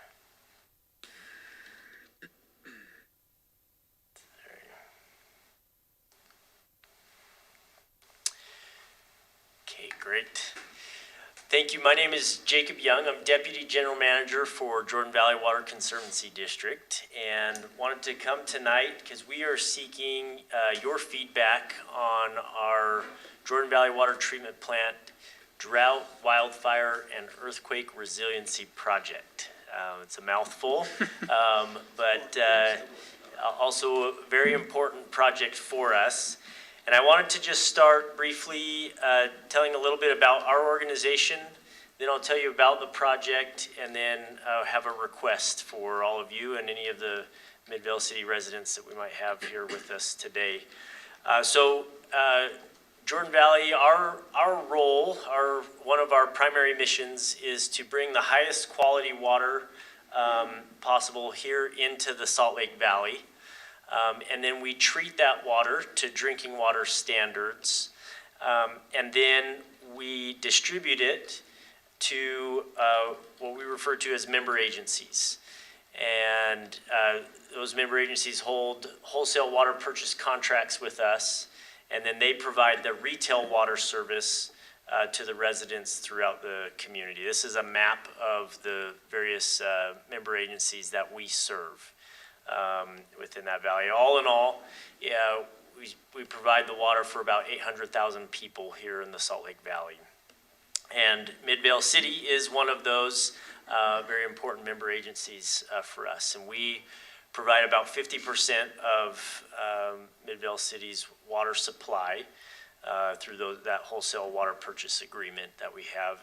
And it truly is an honor to support the Public Works Department, Jeremy and Glenn, and we work with Keith as well on different things in their mission to provide reliable and safe water to the residents of Midvale City here.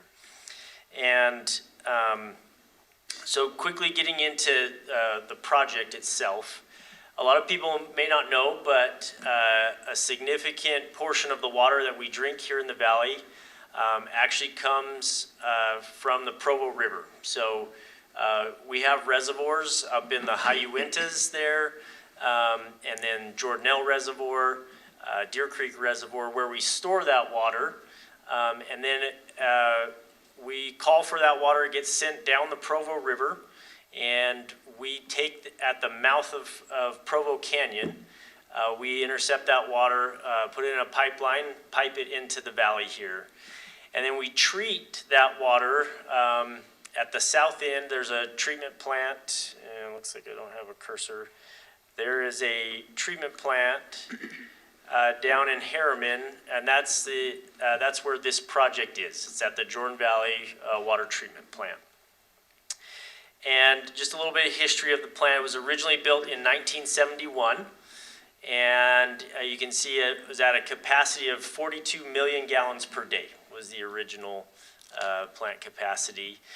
Quickly, just 8 short years later, we had the need to expand that. And then just another 6 years after that, expanded again. And with each expansion, we built around that original plant. And the last expansion that was done, there's an interesting point there, is part of the plant was expanded to a capacity of 140 million gallons per day, and then the back end was designed to 180 million gallons a day. Because we have such pristine water coming from Provo River, those of you that have seen it, have seen just how beautiful and nice and clear that water is. We're able to run the whole plant, even though a portion of it wasn't designed, we're able to run the whole plant at that 180 million gallons per day. And in summertime, we use every bit of that capacity. But it presents a little bit of it's a weak point for us, that if anything happens to that water quality, we're limited in that capacity back down to that 140 or 138. So this figure at the left here is a representation of how the plant has kind of been built around this original portion in blue that was built back in 1971. So that part of the plant is a bit of an Achilles heel for us. So as we've evaluated the risks in our commitment to provide a resilient water supply here to the community, there's 3 hazards that could impede our ability to do so here at the plant. So one is with drought. Drought has the potential, as many of you may have heard in the news, there increases the number of algal blooms that can happen. That impacts the water quality and could again hamper our ability to run the plant at the full capacity that we need. Next is wildfire. If a wildfire were to happen from Deer Creek Reservoir to the mouth of Provo River, Provo Canyon, where we take that water, and then a rain event happens, then the water can turn black, like you see in this picture. And that would also hamper our ability to treat, to use the plant at full capacity. And then finally, earthquake. Like we experienced with the Magna earthquake a little while ago. And we're expecting the big one, could happen anytime or could happen 100 years from now. But we want to be, the seismic codes were significantly different back in 1971 when this portion of the plant was built. And so it really is a risk to us if an earthquake were to happen. It could bring the plant down. And so we've identified this project to address those issues. And essentially, I can tell you a little bit about it, but what we're doing the project is expensive. It's a $70 million project all in all to replace that portion of the plant. And to mitigate those costs, we are applying for a grant from FEMA under their BRIC program, and BRIC stands for Building Resilient Infrastructure and Communities. Several entities in the state over the last couple years have been successful in getting those grants. And it's a great program. FEMA's done just a lot of good with it. And we want to leverage the tax dollars that have gone to the federal government from this area, bring those tax dollars back here, and leverage it with some local funds. And so the project, like I mentioned, would replace that portion that I highlighted earlier there. And this is just a rendering of what that new structure would look like with that facility. And really what it does is, in those events, particularly with an earthquake event, when we need that water most, it provides that reliable supply to hospitals and other recovery centers. Continues to provide that fire suppression, and then those all-important residential sanitation needs. So that leads us to our request, or my request to all of you tonight, and is the residents of Midvale City as a whole. We want to hear your feedback on if you have any ideas. We want to make sure we incorporate those as we can into the project. And we'd love to, and it's also an important part of the evaluation process to those grant applications. FEMA really likes to make sure that the projects have received input and feedback from the communities that they'll be serving as well.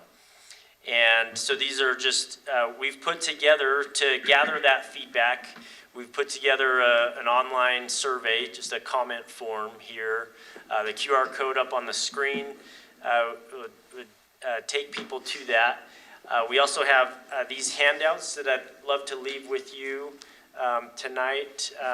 Each of you could take one of these, and then the remainder, if there's a place here in City Hall that your public could pick those up if they see them, would be great as well. That same QR code is on here that will direct people to that comment form. Very simple, 5 minutes or less, and particularly, the city council members' comments would carry a lot of weight with the FEMA grant reviewers. So with that, I'm happy to take any questions on the project, or if you have any questions for us as our organization as well. I have just a quick question. I've always wondered how you guys, if at all, work with the South Valley Water Reclamation Facility, because that's right against our West Jordan and Midvale border. Is that something you guys coordinate any efforts on? So not a whole lot. They are an entirely separate organization. We both deal with water, so there is some coordination from time to time on those kinds of things. Whenever the topic of reuse comes up, that drives some coordination, although there's not a lot of activity there. Okay, because we get questions like that from our residents who, might remember one name or the other, and I have to kind of figure out well, wait, let's figure out what you're actually talking about. And generally, it's the South Valley Reclamation Plant that feeds into the Jordan River and has some odor issues at time to time. But I just wondered if you guys ever coordinated, I could reach out to one central person, but. Yeah, unfortunately, no. Yeah, okay. Well, I love the idea, and anything that we can do to help, I'll certainly fill out that survey. Great, thank you very much. Is there for the cost that you've got up there, what does that do? How much does that increase our water bills? So we haven't gone through and calculated that. Again, so we do serve a very large area, and so that cost does get kind of dissipated throughout all 800 people that we serve. And each city pays a little bit different water rate, just depending on kind of where they sit in our system. So that. The reason I ask is because you're asking for feedback, and if you have no idea how much it's going to increase your water bill, it's hard to give feedback. Yeah, and so I really appreciate it. That's a great point. We can provide that information as well. I can see how that would be really useful to have. For me, if you're gonna double my water bill, it's probably not gonna be worth it. If it's not too much more, yeah, it's worth it. Mm-hmm. Yep. Yeah, and so it definitely would not be in the order of doubling. I'm just, and I hope, at least I hope that's the case. But you understand what I'm saying. If I'm trying to give you feedback to either, I really like this project or I don't, part of it has to do with the financial aspect of it. Correct, yep. Yeah, that's great. And so I'll try and follow up. Who would be best to send that information to? So Matt? Yeah. Great. And the hard thing for the council is, I can't remember if you were here at the beginning of the meeting where, people are up and are upset about their property tax and whatnot. UFA charges more than the city. The county charges more than the city. The school district charges more than the city. But every single person thinks we are the ones that charge them, right? But if you itemize it, I still don't get why the fire department charges more than the city when we have to run a police department and sewer and water and everything like that. But, so we have to run a pretty lean ship. So to Councilmember Glover's point, no matter what you raise it to or not, we're the ones that will have to answer for it, right? And so it would be good for us to know. Because there's sometimes like the school district all of a sudden will raise it a lot and, people are upset and we're like, I have no idea. They run their meeting the same time we do. There's no way for me to even know what the, school district's doing. So the more you can give us, the more we can either help or at least provide guidance because the last thing they're going to think of is trying to find, some people will, but like the majority of the complaints or questions will come to us because they just look at their property tax line and think, oh, right. And if every single entity raised, 50%, Midvale would be one of the smallest ones, the city, with the county and the fire department and school district would be a lot. And I can't remember where you guys fell. I was looking at the other day because someone called to talk to me about it.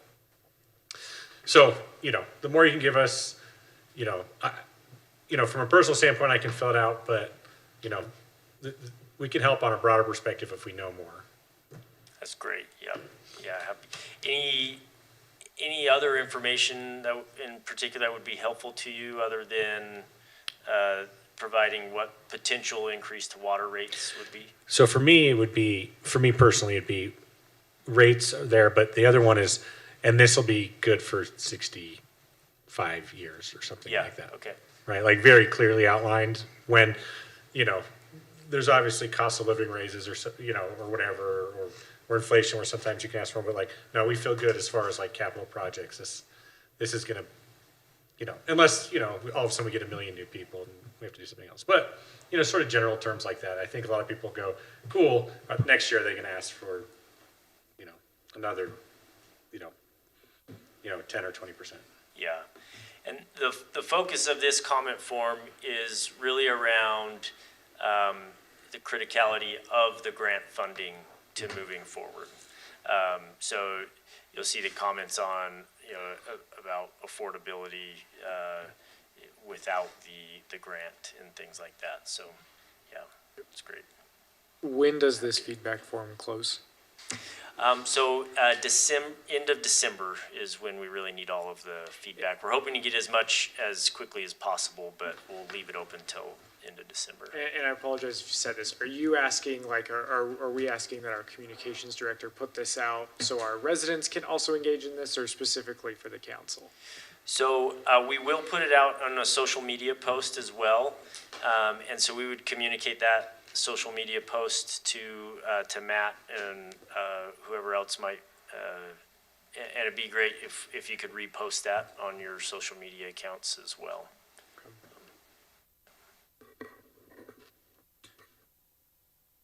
You'd made a comment earlier that it would be helpful for them to know that city council members have submitted something. You said something about everyone should submit, but that FEMA is looking for that kind of information. I know they've asked for information. Is there something on there where they say that they are a city council member if they fill it out or anything like that? Or yeah, so we may, Yeah, we'll take a look at the form. I think that may have gotten overlooked in the form itself, so we'll go in and get that added as well. So appreciate that. And then I would just ask that when that link is ready, of making sure it gets to Matt or whoever, and so we can fill it out.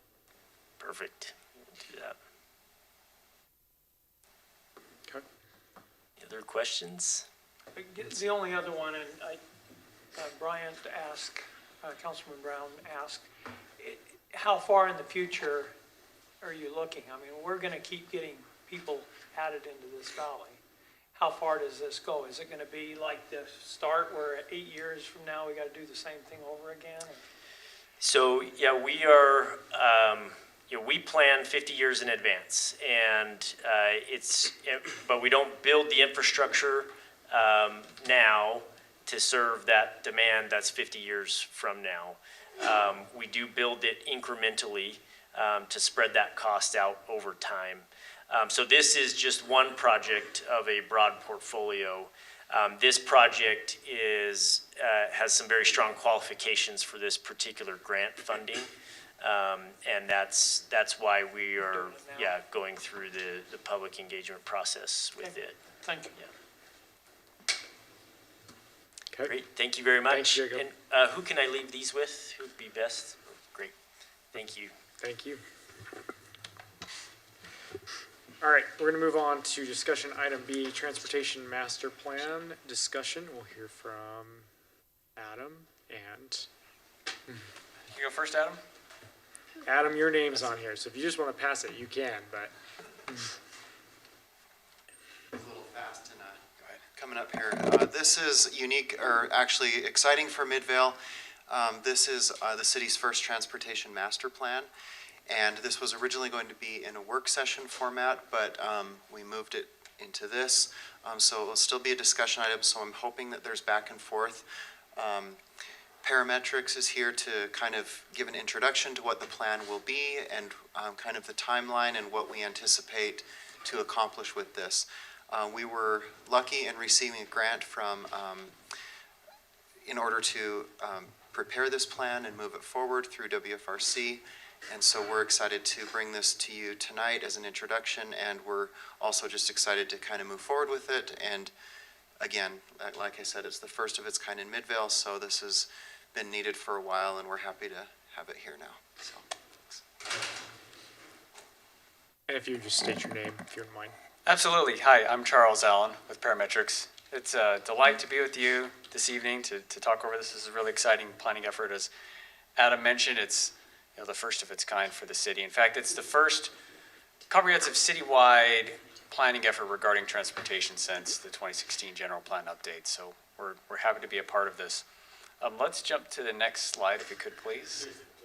Oh, I can do it? Excellent. I got it. Okay, very good.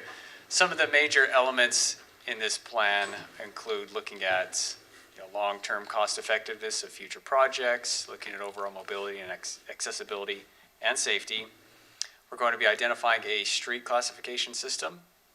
We'll be including an implementation plan, and then developing an impact fee facilities plan, also known as an IFFP at the end of the project.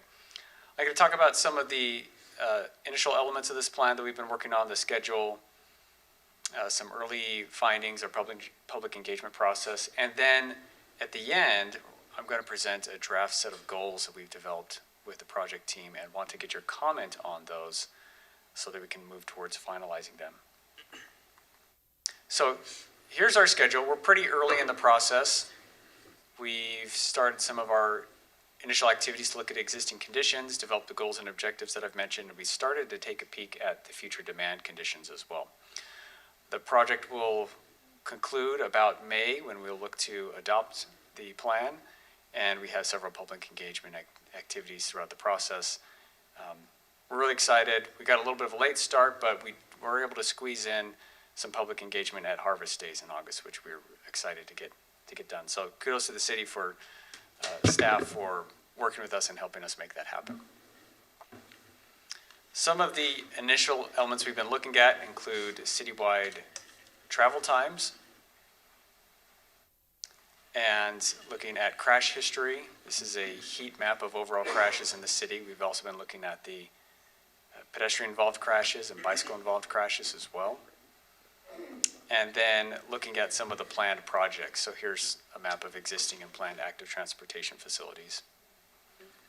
Speaking of active transportation, this is a big focus of the plan.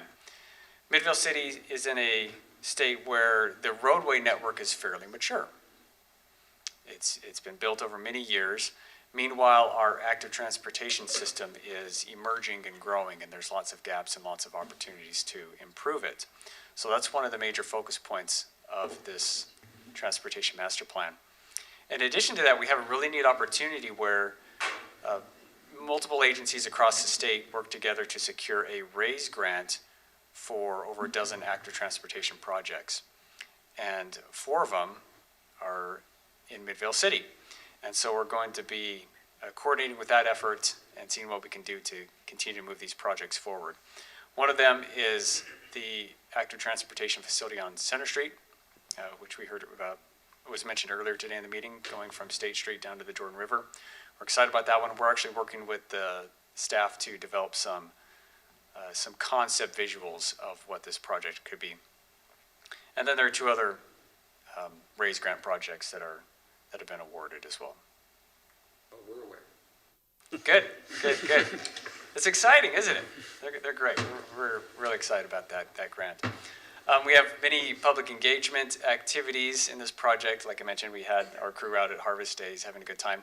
We have a project website up that we've been working, we worked with Laura to get up and running, and we have a survey that's currently live, and we're looking for feedback on our survey about transportation within the city.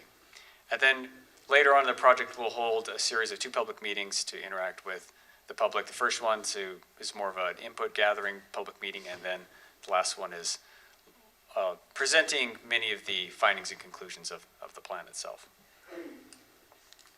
So on to the draft goals. We looked through a series of several plans and looked at the goals that were developed in each of these.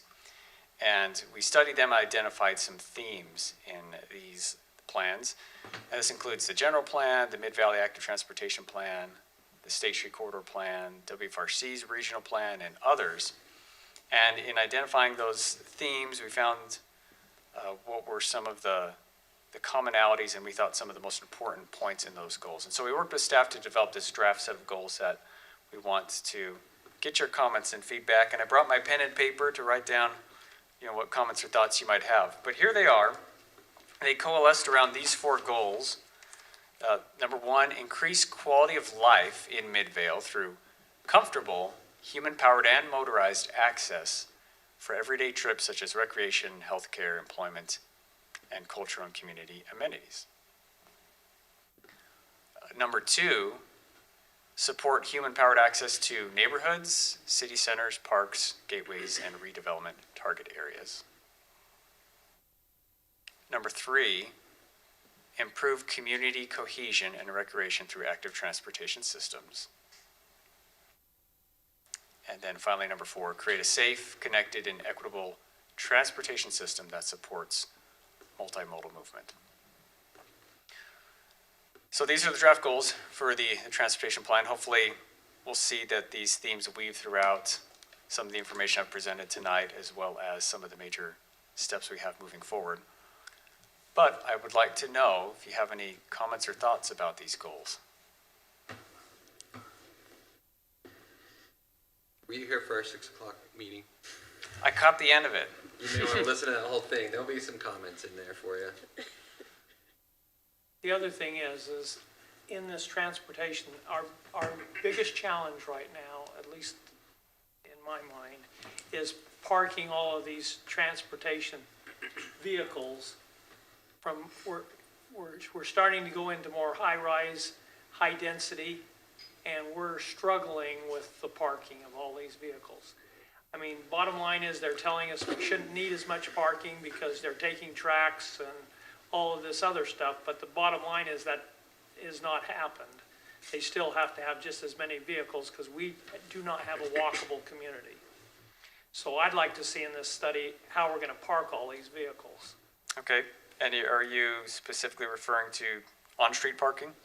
Well, or on-street off-street or and both? off-street, I think off-street's more important. that's you more know. important, but. And to be honest, it puts me in a weird spot because I support a lot of the ideas of these projects. But we do get told all the time, oh, we got to lower parking, we can't have this, you're crazy, you have too much parking, and every single development can't park their projects, every one of them, right? Like, we have at least 7 or 8 cars for the Roosevelt townhome, and there's only like 12 townhomes. So it's like, pretty bad, right? And it frustrates every single citizen, and it will never not. And I think there's this weird thought that, oh, we'll just all learn to get along and have that. That's never going to happen, because, like the gentleman said, kids are playing in between the cars and stuff, right? So there's got to be a way to figure out to off-street park them while increasing in sort of density and in community and whatnot. Like, I've lived in probably one of the few areas in the country where you can sort of rely on no cars. I live by New York City, but like as soon as you get out 5 miles of New York City, everyone owns a car.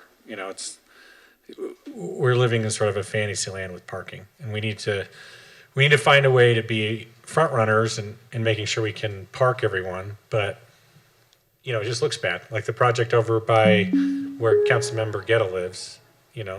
That one road, is it Sagini Drive or whatever? It's like every available part of the curb is just cars, which is not friendly to biking. It's not friendly to walking. I guess it's friendly to parking, which is not what I think of as a walkable community. And it's kind of ugly. So, to what Councilman Glover said, we need to really think of parking and pushing on sort of off-street if we want to really make biking and walking and vibrance, because otherwise we're just going to have just wall-to-wall cars everywhere. Is there something you'd like to revise with these goals to address that? Maybe more specifically mention it, or do you feel like it's covered within the goals as we have them now? I feel like no matter what goals we make, every developer is going to tell us to park less and give us less and pay for hundreds of thousands of dollars of studies telling us we're wrong, even though we live here and see it. So I don't know. Just something we need to keep in mind, I think. Well, unless you put it in one of those goals that parking is one of our goals, how to accomplish this. I mean, those goals are broad. So whatever you come up with might or might not engage that. I'm saying one of those goals, it could be in one of those goals. It doesn't have to be a separate goal, but it could be, you want to support human access to neighborhoods and walkable communities that support off-street parking or whatever. Yeah. I just know that I would appreciate it, at least you guys look at it and say, this is something you can do to help. Okay. I don't know that you're ever going to be able to solve the problem, but if you're not looking at it to start with, we'll never have any ideas. I just wanted to make a comment on the goals themselves. My preferred mode of transportation is walking. I get an incredible amount of joy out of walking from place to place, and if I could do it safely everywhere, I would.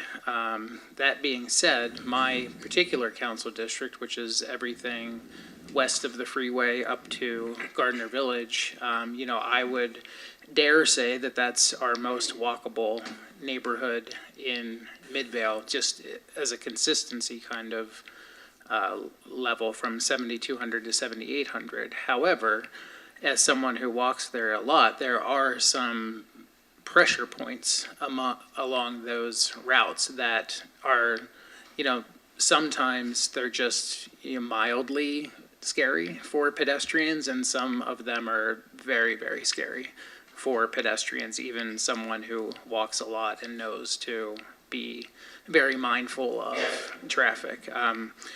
So I think that is very important to not only activate from a broader perspective, but then to actually look at those kind of pressure points. I'll give one example. If you're traveling west on 7,200, like to get to the Jordan River Trail that's in West Jordan.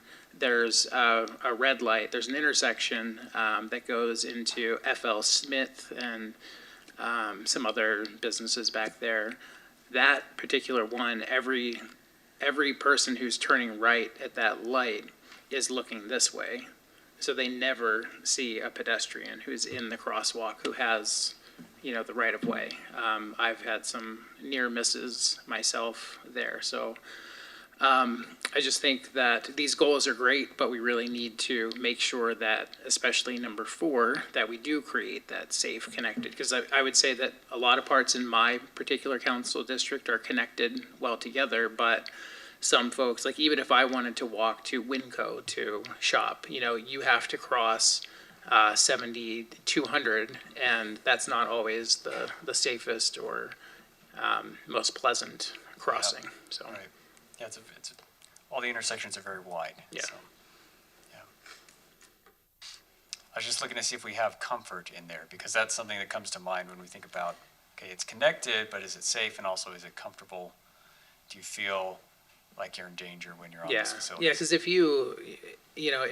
if there were more of those pressure points for me, I'd be like, well, the heck with this, I'll find something else to do that's active. Or you'll drive. Or I'll drive, yeah. Good, thank you. Along this safe and connected transportation, I also think we need to look at, I think we have a couple pinch points in our roads that are heavy for accidents that we need to kind of figure out why they are. Comes to mind getting off the freeway on 72nd and trying to get into the family center. I think every day I drive by there, there's an accident, and Quinn has one in his district as well, right on 9th East, that always seems to be an accident, and we're not really sure why. So I'd love for us to really delve deep into the safety of it and see if we can improve those troublesome areas that we have. I mean, it's the hot spots you identified. Yeah. Are there any of those that we can improve? But yeah, getting off 215. It's terrifying. Yeah, and trying to get into the family center, because you can't really, you have to turn right.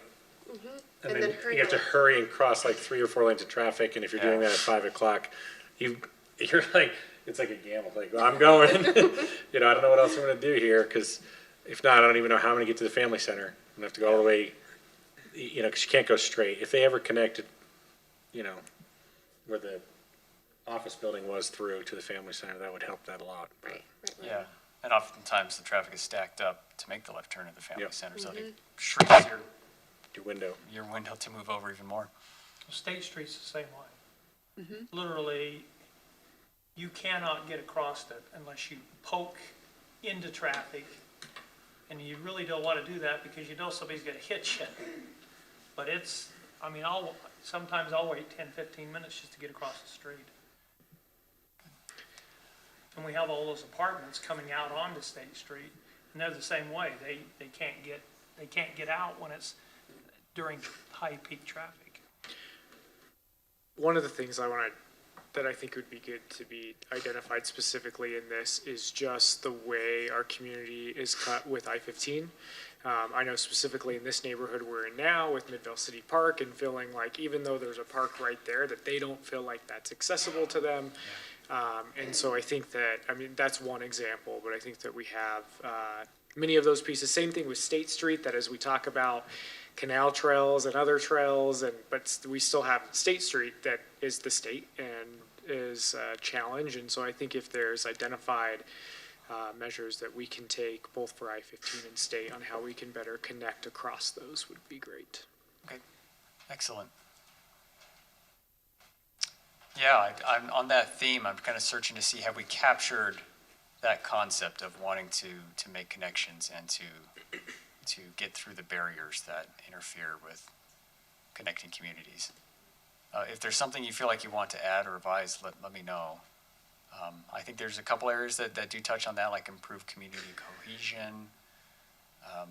In goal number 3, goal number 1 speaks about supporting access to these different amenities like recreation and healthcare, et cetera. I think what's hard about the goals is I think you can verbalize, we all have our own opinions or whatever on what we want. and you could try to put down on paper, but I think you need to know the temperature of the council, right? Because it would be unfortunate if you're like, here's this idea, it fits all four, and you would just know right away that none of us would like that, right? And I don't think that you have that problem, but I think that's the bigger challenge is, building a plan off these goals, but also sort of understanding what, feedback we've given over time on development and planning. The one other thing too is the affordability. I mean, you can come up with these great plans. We could have sky bridges and all kinds of things to make it all work right. But we're not gonna be able to afford it, so it'll never happen. We need to have something that we can actually put into practice that we can afford to do. And again, I understand you have to get grants and you have to get a lot of things to make this, but it still has to be reasonably affordable. Yeah, because I think the number one transportation thing to help Midvale would be right here connecting through to the townhomes, right? Cutting across those train tracks. But the cost of that and getting that done may never happen because maybe the train tracks will never, or the company will never go for it. It'll be too expensive. But I think that's, to what the mayor was saying, connecting, to connect all of our new development to, this road is probably one of the most important things that will help. And until we get there, I think we'll stall a little bit. And I know people have worked on it and stuff, but, I don't know how you put that in your goals. But to me, that is for transportation, number one. Can I jump in and say a couple of things really quick? So they're going to start working on it tomorrow? On that, I wasn't going to say anything, but you do know that we have gotten a grant and we do have that paid for to punch through there. But you need to get them permission And and we've everything. already been working with them. They've Great. already said that they've already come up with a tentative plan on how to move the tracks around. So it's a few years out, the funding is, so we have time to do that design work. But no, that's been pushed through with the state. So I'm not going to say it's 100%, but it's 80-90% that is going to happen. It's on the STIP now and it's been approved. So That's wonderful news because I think it just will open up a lot. it will, and that's why we pushed so hard on it. When we worked with WFRC and went around with them, we identified that as such a critical thing and they agreed with us, and that's why they helped push through the funding on that. That's not what I was going to say. What I was going to say is we do have a really good group of city staff that's working hand in hand with the consultants, and that's really our role. Is I think the group of city staff does know the temperature of council and does know where funding sources could actually happen and where they couldn't happen. So we're not going to start chasing impossibilities that we know are never going to happen. And I think the staff that we've put together have a really good idea of what our council wants. So we know, and I know it's hard to encapsulate everything like that into these words, but that is why we spent so much time wordsmithing it, is because we're trying to kind of capture different points that we've heard you as council say over and over, and we know those things, and I think we all believe in those things, and are trying to make sure that comes across in the study, so that it's not a study that just goes into a bookshelf.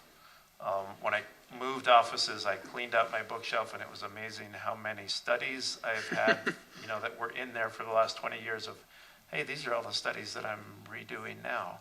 I've seen them all. How come nobody ever actually acted on them? But I'm hoping that what you're seeing in the last couple of years is that we are being more conscious and more deliberate in how we put these studies together, so that when you see these things where it's like, these are we have these different steps, that you actually see we're actually internalizing these plans and we're putting each one of these steps into place. And some of the plans are very aggressive because we think we can be aggressive with them, and some of them are very baby steps just because that's where we think we're going to do it. But I hope that you've seen that we're actually starting to accomplish some of these things, because studies for the sake of studies is meaningless.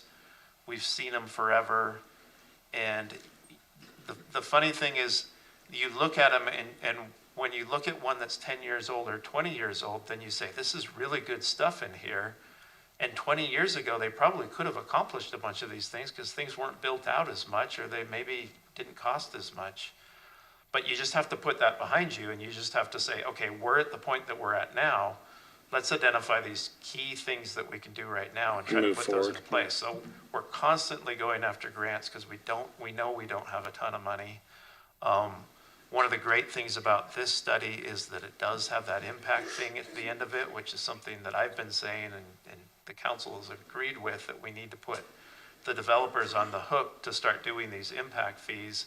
This is a huge step in getting transportation impact fees, which are probably going to end up being the more meaningful impact fees that we get in terms of being able to actually put transportation improvements into place. So there's a lot of really good, exciting things, and all the comments that you said are great. And I hope as staff, we're all sitting back here.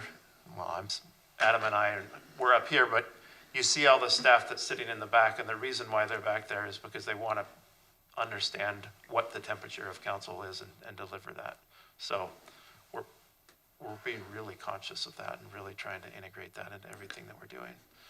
And I appreciate that. And what stinks is at least one council member is going to change, and who knows what happens in the future. So, we've been kind of cohesive for a while, or at least you understand it, and they could all change tomorrow, and you guys will have to pivot, and that's why we pay you the big bucks.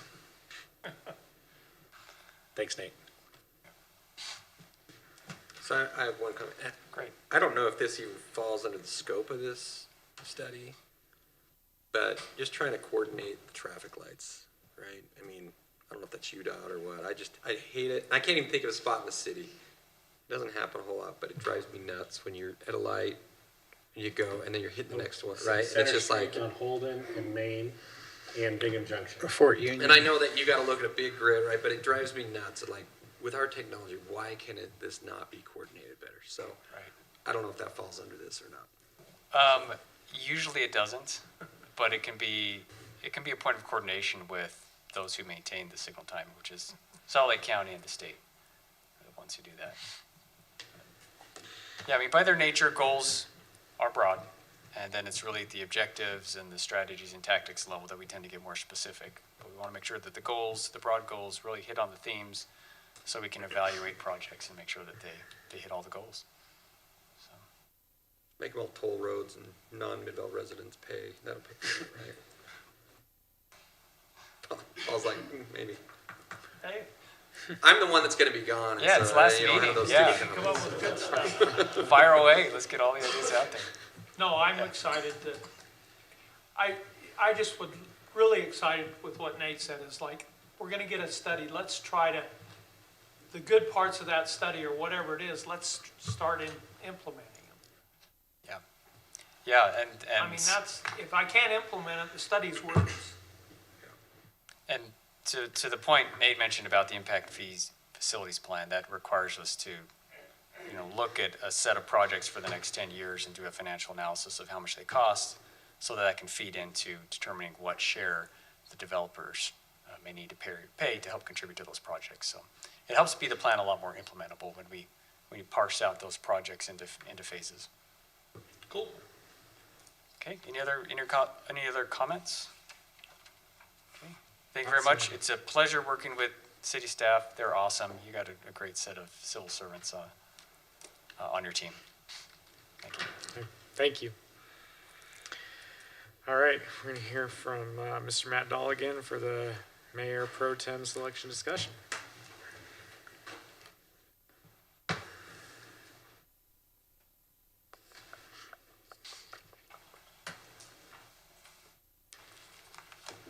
As you're aware, traditionally, Everyone's looking at the screen now. I don't have What's a this? presentation on this. No, I one. know, it was supposed to be blank. It's cute. No. Well, as you're aware, traditionally, the way we address the mayor pro tem is that we approve a schedule throughout the year where there's a rotating list of council members who take a different month to be the mayor pro tem. a request was made that we consider looking at a different way of approaching this, and so we just wanted to facilitate the discussion. A couple of quick points. The first one is that state code does allow the city council to appoint a mayor pro tem in order to fulfill the roles of the mayor in the case of his absence, in the case of their absence or their inability to perform the role of the mayor. Beyond that, it doesn't get very into any details on the methodology for how that is selected. And then furthermore, within Midvale's city code and within the city council's rules, there is not a specific methodology set out there either for how the mayor pro tem is selected. So that means that when we have this discussion, it'll feed into how Rory prepares that for the next year. It's actually part of the next discussion item, but will change to whatever you guys want or keep it the same. But the recommendation was made that maybe there is a selection of one mayor pro tem for the entirety of a year. And that's something that can happen. I don't know, Dustin, do you want to say anything else about this discussion? I had just talked to Councilmember Brown, Councilmember Robinson, just to see if this was something that interested them as well, not to leave Councilmember Sperry and Glover out of it, but it was just, once three of us decided, like, yeah, we'll have a discussion about it, I'm like, here we are. So I just thought, most other councils have some form of electing a council chair and a council vice chair. I thought that would just be something new and change things up a little bit. My thought was, for one, 12 months does not divide evenly into 5, no matter how much we might want it to. So, there's always someone, and it has been Councilmember Sperry in the past, who's kind of taken a 3rd month or maybe even a 4th month. I didn't even know that.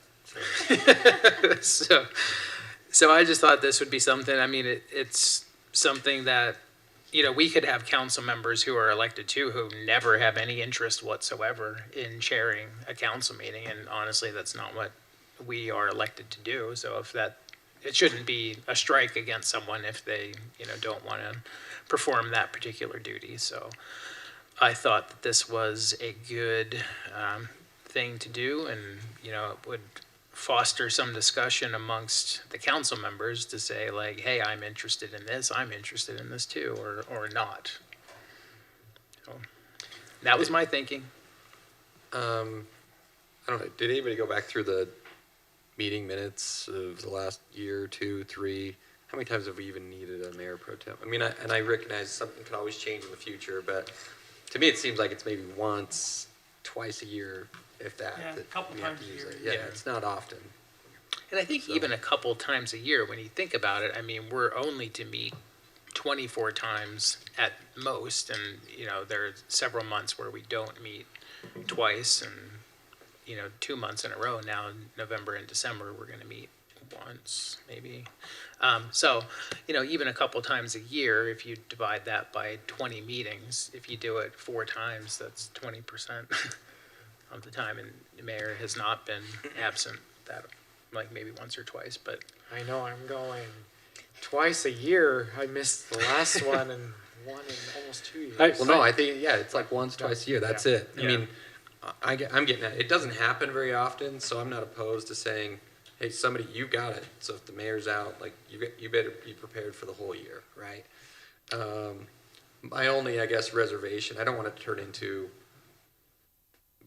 now that we're on the council and electing, hey, who's the chair, vice chair, I don't want that to become like some divisive, situation amongst the council. The reason why I wouldn't mind it changing in some aspect is I think it's a lot to ask a new person in their first year, right? Because within 20 meetings, you're still sort of getting the feel. Like sometimes, you don't even want to make a motion. You're like, I remember I was so excited, made some motion. I said everything wrong. I was like red. Luckily wasn't fully bald yet. So like the top of my head wasn't red, but so I think, I've done it once. It was the hardest one ever because we had to make a bunch of amendments and stuff. And and I try to get everyone to say yes, so I thought it was fun. But I don't think we should ask new people in the first year. You know, so I don't know. That's my personal opinion. Even if someone's like thinking of running and like, no, I can do it. It's so much different when you're here. Because like before I ran, I probably stood there and kind of was rough on the council 20 or 30 times. And I'm like, oh, it'll be easy being on this side. And it is so formulaic in knowing the process that I think it's a lot to ask, right? And it could make some people like Councilwoman Gittles pretty nervous when they don't, you know, that's not why I was elected, you know? And so, I don't know, we should look into that. That's my opinion. Like, does that make sense? Like, I have to agree with you completely on that because I was one of the council members that I think it was my third or fourth meeting had to be Mayor Pro Tem, and thankfully city staff stepped up and really helped me. But Councilmember Brown's right. It's extremely stressful for a new person just trying to learn the flow and everything. So I like seeing if we can find a way to avoid having any new people have to worry about that. So one way you could do it is, the year thing doesn't actually bother me too bad, is your most senior person, and this would get rid of Councilmember Sperry's problem. Your most senior person, which is Glover, he would essentially be the chair for the year. And the second person, which I guess by like 2 minutes would be me, because me and Councilmember, we'd be like the vice chair. And then the next year, you would just waterfall down, right? Then I would be the chair, Councilmember Gettle would be the vice chair, and the next year, that way the new person, unless everyone like left, didn't run. Garrett, it says I mean, I don't, Garrett can tell us if you can do that. I like that just so that you're avoiding the politics inside the council, right? Obviously, somebody could say, hey, I don't want to do it. I was thinking back, in 9 years, I don't know that I ever had to conduct a meeting. So I guess I'm learning, like the mayors were like, I think I remember you doing vacation because I cannot turn the city over to these people. So that's probably what happened. Very cautious. Yeah. I think I remember you doing a workshop one time, and then the mayor got here for the actual meeting. Yeah, because people have texted the mayor like, "You better get." We're gonna adjourn this meeting right now. Exactly. If you don't show up, yeah. So just to clarify maybe a couple things, when you're saying chair and vice chair, what you're really saying is Mayor Pro Tem and then backup Mayor Pro Tem. Yeah. Okay, so we can probably work with that language. If we're gonna play with the chair, by state code, the mayor, period, is the chair of the council. I didn't mean to call it that. So, Just Mayor Pro Temp and then Mayor Pro Tem. I don't know what you call Deputy Mayor Pro Tem. Would they, under the your baseball, like Mayor Pro Tem on deck or something. Yeah. It's like, that's something. But I think I like the idea here, and I like the idea of not putting that pressure on the new person. Because they asked me, I think it was like my second week, I might have had to, Mayor Hales was like, I may or may not be here, and the whole time I'm like, if he doesn't show up, I might just walk out. And he ended up coming, so I didn't. But I was so terrified. Brad was on strike. I'm sick actually. I remember that. He was recruiting all of us to do a walkout. Yeah. So I think that's a good long-term solution. So practically speaking, if we went the seniority route, right now Rory prepares the rotating list. If we were to go that route, we would just essentially prepare a Mayor Pro Tem and Deputy Mayor Pro Tem, and then we would just provide that as a resolution, and then that's the vote on that. For the year. Yeah. For the year. Mm-hmm. And if they both missed, then you wouldn't be, I guess you could still hold a meeting with the 3 council members, but you wouldn't want to probably, right? With the mayor and 2 council out? So as long as there's a quorum, the 3 remaining members would be able to elect a Mayor Pro Tem at that meeting. So we don't have to make a resolution. Like if all of a sudden, hey, we have to do something, there's only 3 of you. No, this just prevents any sort of, I think the reason that this exists is so that way, if it happens, we're not having to spend the first part of our meeting just figuring out who's chairing the meeting. Someone can be prepared.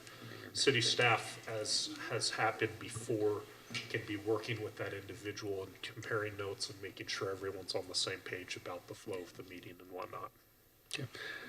That's my suggestion. I don't know. Councilmember Gettle? Does that fit too? Yeah, I think my biggest concern was just continuity.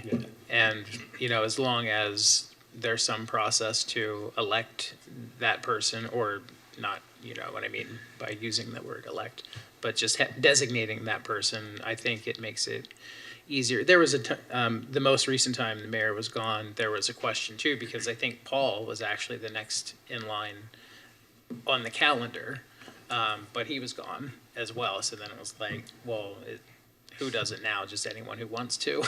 So, I liked it. You did a great job with your half gavel. I tried. And I think too, we could also use this as a tool for the mayor doesn't necessarily have to show up at every single ribbon cutting ceremony if he has other more pressing issues, like if there's a pizza place he doesn't want to go to on a particular day.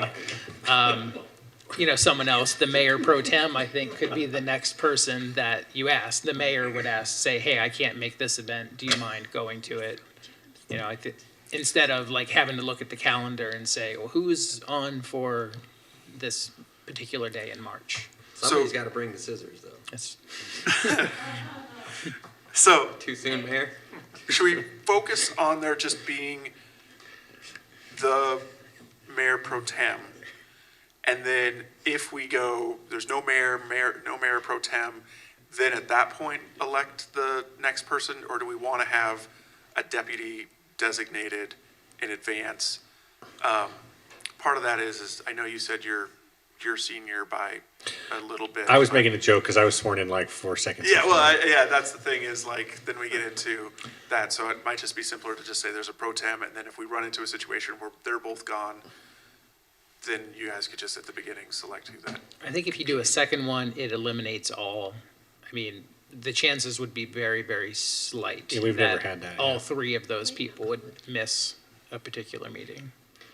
I'm going to throw something else in here. If the council doesn't like, you can shut it down. Councilmember Glover is not interested in being the chair of, for regardless of whatever system of it first offer to him, but then he can say, I'm good. I did it the last several years. I'm going to pass it on and make it so Councilmember Gettle or Brown, who's ever next in line of, Yeah, I'm fine with that. I mean, you can, if the person's like, I do not want to do that. I don't have any problem. Yeah, instead of saying you are the mayor and pro tem unless you're not available, of just saying if I don't want it for the whole it's year. first right? offered to you based on seniority, but then if you don't want it for the year. I'll say no, make Heidi. Let's do that. So everybody gets together. It's like just make the new person. Yeah, make the new person. Mayor missed the first week. Make him swear himself in. You're supposed to vote on who the mayor pro tem is. Okay. I can't hear Matt with all this. So I was just thinking that through as far as meeting the requirement that you're voting on who the mayor pro tem is. And so, I don't know, if we voted on a deferral list of, it just goes down the chain until the first person says that they want to do it. But if you have two people, you're not going to have that problem probably ever. I agree with that, It's and that might be possible, simpler. but it probably will never happen. The thing about doing it strictly on seniority is that, as long as Paul is here, and hopefully that's, for the next decade or two, he's always going to be the senior member. So, to ask Paul every year, hey, do you want to do this again? I would say, say we did it this way. Mm-hmm. So the next year wouldn't be me, it would be the next. next year most down. senior. So That's everybody gets a chance. I don't think you want one person To do it to do forever. it all the Yeah. time. But then you get the newest person would be, in that scenario, would be 2 years out, right? Because if the council, if 3 council were to just not run and be replaced, you would still have the, You'd have somebody there. Yeah. And if I can insert something, is the council comfortable formalizing this at this point, or do you want to do essentially a trial year and readdress it about whether or not it needs to be formalized? I mean, our current pro tem schedule is not formalized whatsoever. This has been essentially tradition that the city's had for some time. Is this something, it sounds like we're making plans for years in advance. Do we want to get to that point, or do we want to have this discussion again next year? I think doing a trial run's fine. I just know from mine and Council Robinson's experience, and probably most people, if they're asked right away, even if they're, like, I would have done it the second day. I know I just would have hated it, right? And it might have soured, you know, my feelings, right? And I'd rather have people not have that, just not on their plate. So I think, you know, trial run it, but I think it's I think it's just good policy in the future. Well, I don't know why, I don't see any reason to trial run it. You just do it, and if it doesn't work, we do something Yeah, else. yeah, that's what I mean by trial run it, yeah. It doesn't, Kind of makes it a trial run. I mean, everything we do is a trial run, because we could change it. So we'll make, I apologize. I like it. And then it would be Paul, Councilmember Glover and Councilmember Brown for the next year, because they would be the two most senior, if they want to do it. Yeah. So when we write, Rory will talk about this in the next item, but is that where we want to be then, is we'll just write that up, that it'll be Paul and then Councilman Glover and then Councilmember Brown, as the ones we're good with that? I like it. And I think it's a good idea, just because then when the staff prepares everything, they know who it's gonna be. Yeah. It's not like, at least they know to call and say, are you gonna be in town? Yeah, and I've had that too, where they're like, is it you? And I'm like, my instant response to that is always no. Yeah. No, I don't think it's me. And honestly, there was a time under our previous mayor that I was mayor pro tem and did not know it until, like, he was gone. He was out of the country, and you know, someone mentioned that to me, like, and I was like, oh, what if something would have happened? You know, God forbid, in that time frame. And that helps the mayor should be telling the mayor pro temp that when he leaves the area, and if it's just one. You know, so for 2024, he knows the only person he has to call is Paul. Paul. Yeah. It's better than, you know, like, you know, because when Mayor Hill's call, I definitely said it wasn't me. Probably shouldn't have said that. But yeah, no, I think that's a good system. We'll make that change.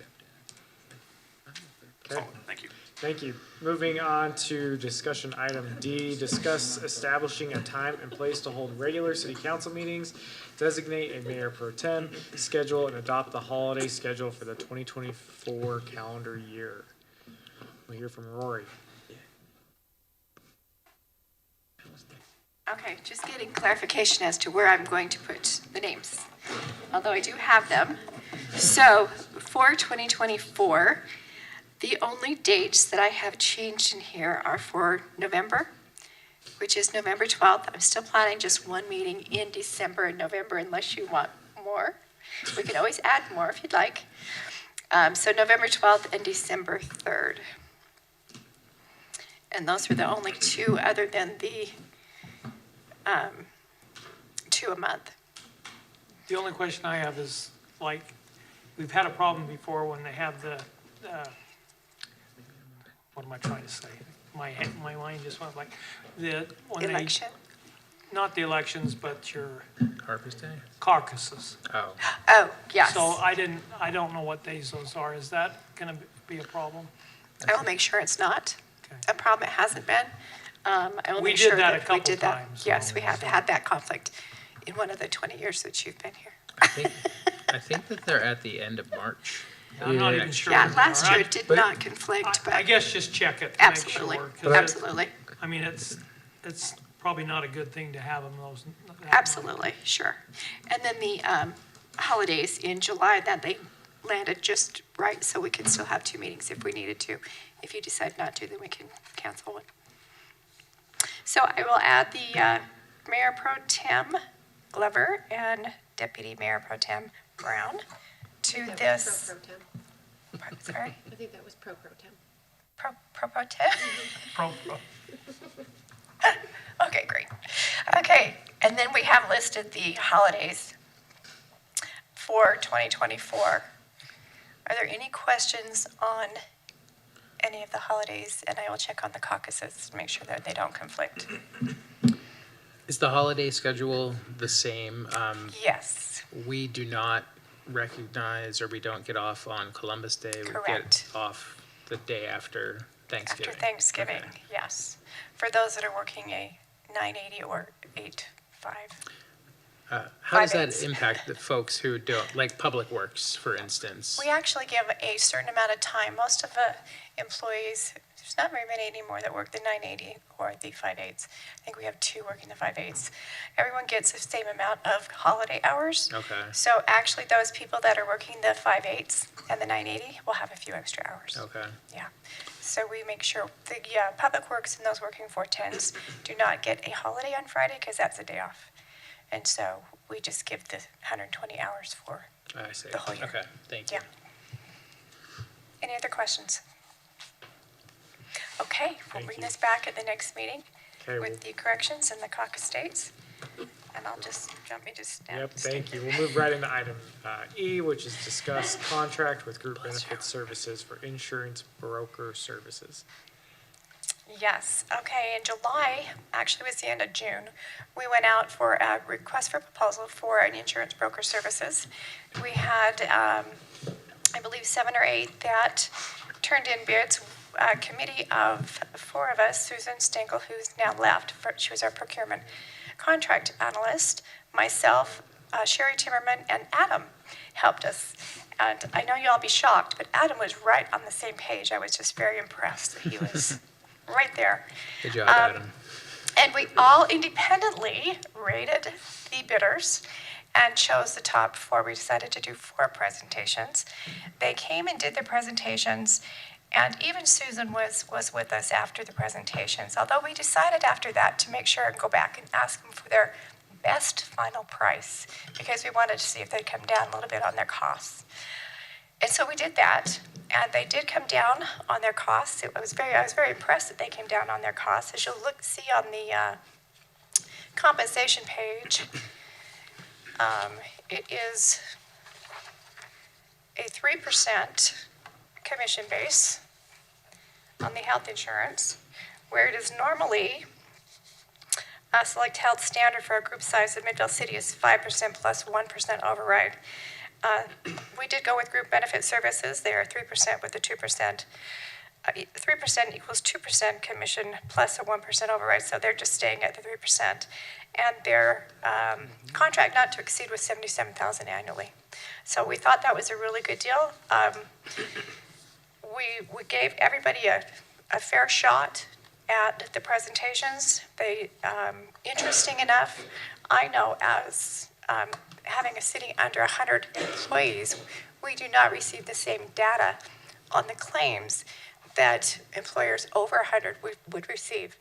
But a lot of these bidders were claiming they could give us all this data and information, and so I really actually kind of had them do the presentation to corner them and ask them what they were doing and how could they do that, because we're less than 100 employees. So we had some good presentations.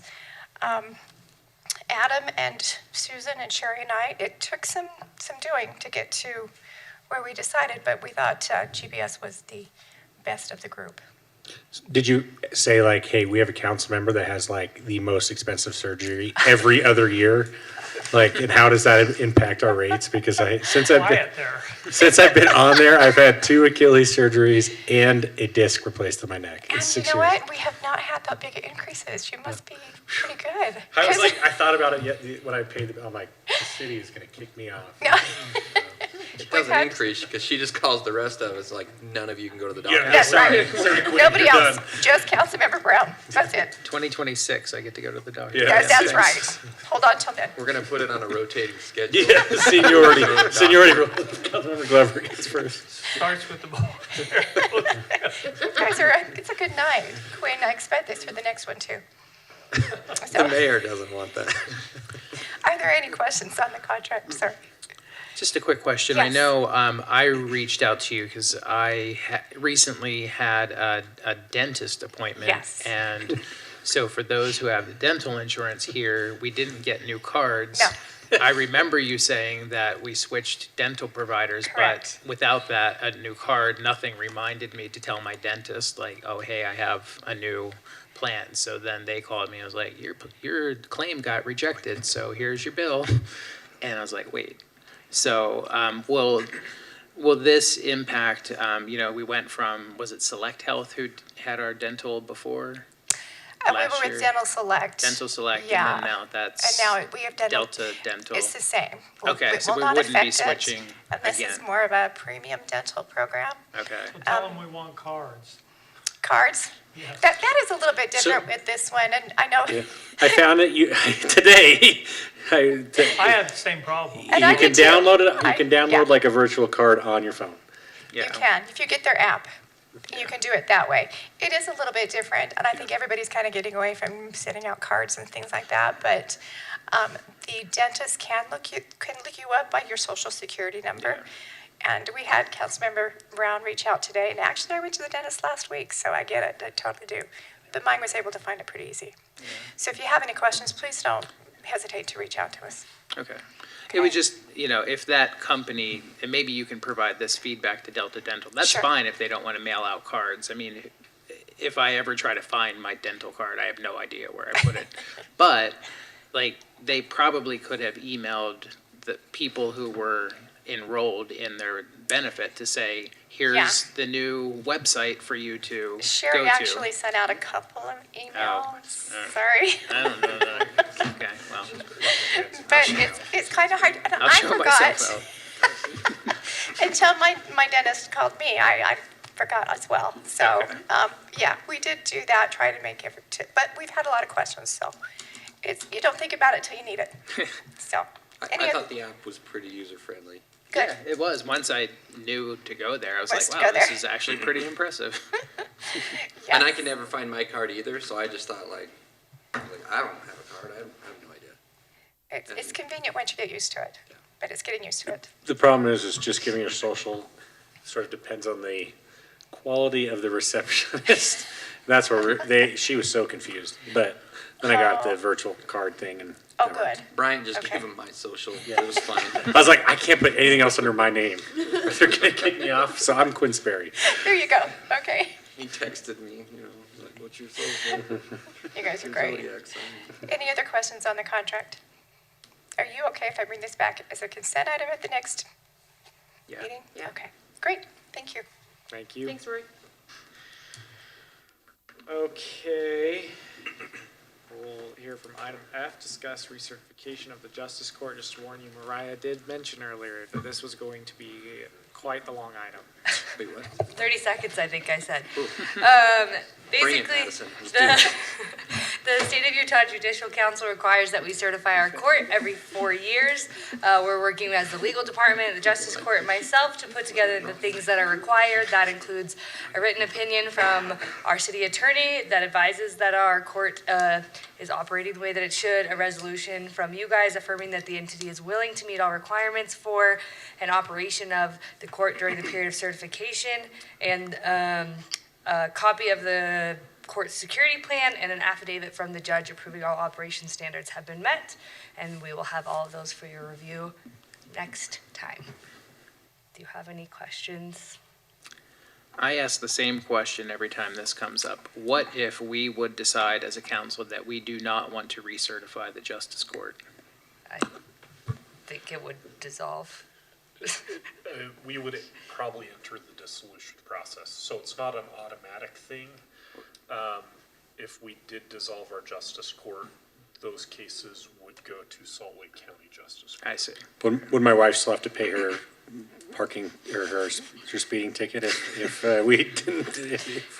But I will leave that up to your wife, but warrants may come. Okay. as a result. All right, fine, okay. Okay, fair, just wondering. Do we still do or handle cases for, was it White City or something else that we were doing? We don't handle them. We were looking into it. That comes with the county was looking at saying they won't provide those services for those jurisdictions anymore. That the county hasn't come down with that. We've told White City that if they would like to go into a memorandum of understanding with us, that we would do that, and then as that came, we would take on their cases. The caseload was pretty small, but I believe that, I haven't seen that memorandum of understanding, so I think they might have come to some inaction on that.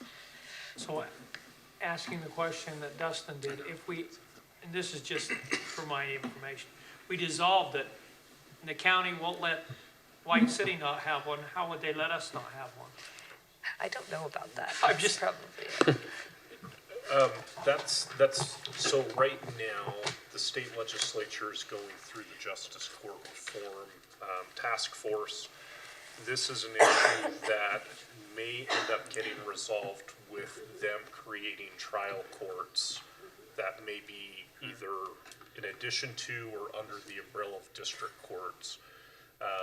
So over the next decade, 2 decades or more, we may see a shift away from justice courts to more of a state-based justice court format. So they might do it for us.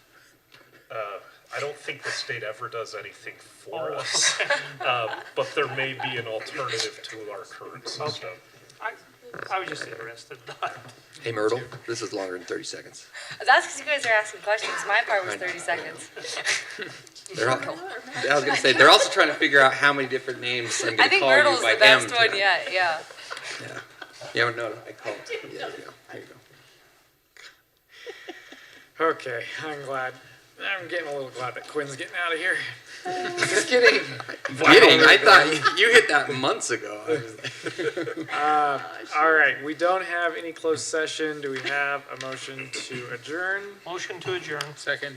We have a motion and a second. All in favor, please Yes. say aye. Aye. Yes. We're adjourned, thank you. I assume that we all want to jump right into RDA. We don't have a long schedule agenda on that. All right, welcome everybody. It's 8:55 PM. I'll call this meeting of the Redevelopment Agency of Midvale City to order. Rory, if you would call roll when you are ready, please. I will try, but Quinn's making me laugh really hard. Here. Board member, Gettle, Here. Sperry, I'm here. Brown, Yes. Robinson, here, and Glover. Here. I'm 100% of that. I'm never changing. Just so you know, that's RDA is always that. Thank you, Rory. All right, moving to public comments. Any person wishing to comment on any item not otherwise scheduled for a public hearing on the agenda tonight may address the Redevelopment Agency of Midvale City Board at this time by stepping to the microphone and stating their name for the record. Do we have any public comments? Seeing none, we'll move on to the consent agenda with just one item. Consider approval of October 17th, 2023 minutes. Motion to approve the consent agenda. Second. We have a motion and a second. Any discussion? Rory, will you call roll? Yes, Board member Brown, Yes. Gettle. Yes. Glover, Aye. Sperry. Aye. Robinson. Aye. Okay, that passes, thank you. And then just one action item tonight, consider resolution number 2023-17 RDA providing consent for Sunset Gardens LLC to borrow $1,760,256,000 from Housing Opportunities, Inc. for the East 72 Affordable Housing Project. We'll hear from Maggie. Yes, thank you. Yes, this should be quick. As you remember, we passed a resolution to approve an affordable housing loan for the Sunset Gardens project. And this is, I just want to be clear, this is not, they're not asking for additional funding and seeking out additional funding. This is something that we've been waiting to come, this loan, we've been waiting for it to come online for a while, so it's happening now. Basically, Sunset Gardens LLC is receiving about 1.7 from Salt Lake County. Salt Lake County is granting this money to the Housing Opportunities Incorporated, which is the nonprofit entity for Housing Connect. And this is being passed through to the Sunset Gardens LLC, which is the project. And yes, I guess we are, according to our agreement, we just need your consent for them to receive this loan. And it doesn't change the position of our loans or anything like that. This is, sorry, I was just gonna, when we did this last October, that this project broke ground, and at that point, we had said we were contributing this, we're just now actually passing funds to them. No, this is a whole separate loan, isn't it? Yes, so this will be, so we're in fourth position, we loaned 1.7. This is a sixth loan that we've been waiting to come online. we're not funding, this isn't our funding. We just need to give consent for them to get this loan from the county to finish the construction of the project. I hope that's clear. Okay. The reason we need to do that is because we've lended them, and so if they lend more money, what position that we're gonna, if they default, what position are we to get our money back? That's the reasoning, right? So we're in 4th position, and this is a 6th position But that's the loan. reason we have to do this. Yes, to give consent, go ahead, Gary. That and to make sure the project's not over leveraged, right? We don't want them to keep putting more and more and more people on that property and dilute some of that. And make it that they can't pay back their loans. Exactly. Yeah. And again, we anticipated this was coming down the pipeline, so it's not new news to us that this was coming online.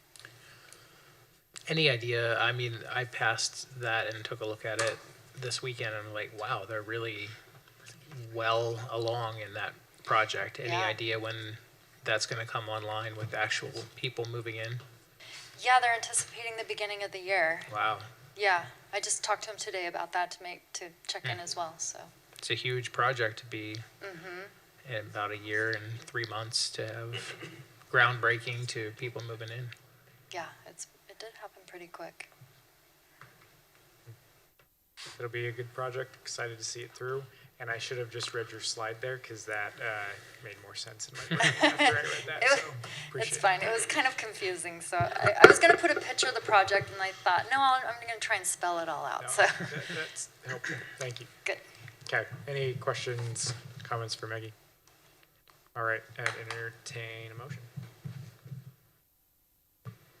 Mayor, I move that we suspend the rules and pass resolution number 2023-17 RDA, providing consent for Sunset Gardens LLC to borrow $1,760,256 from Housing Opportunities, Inc.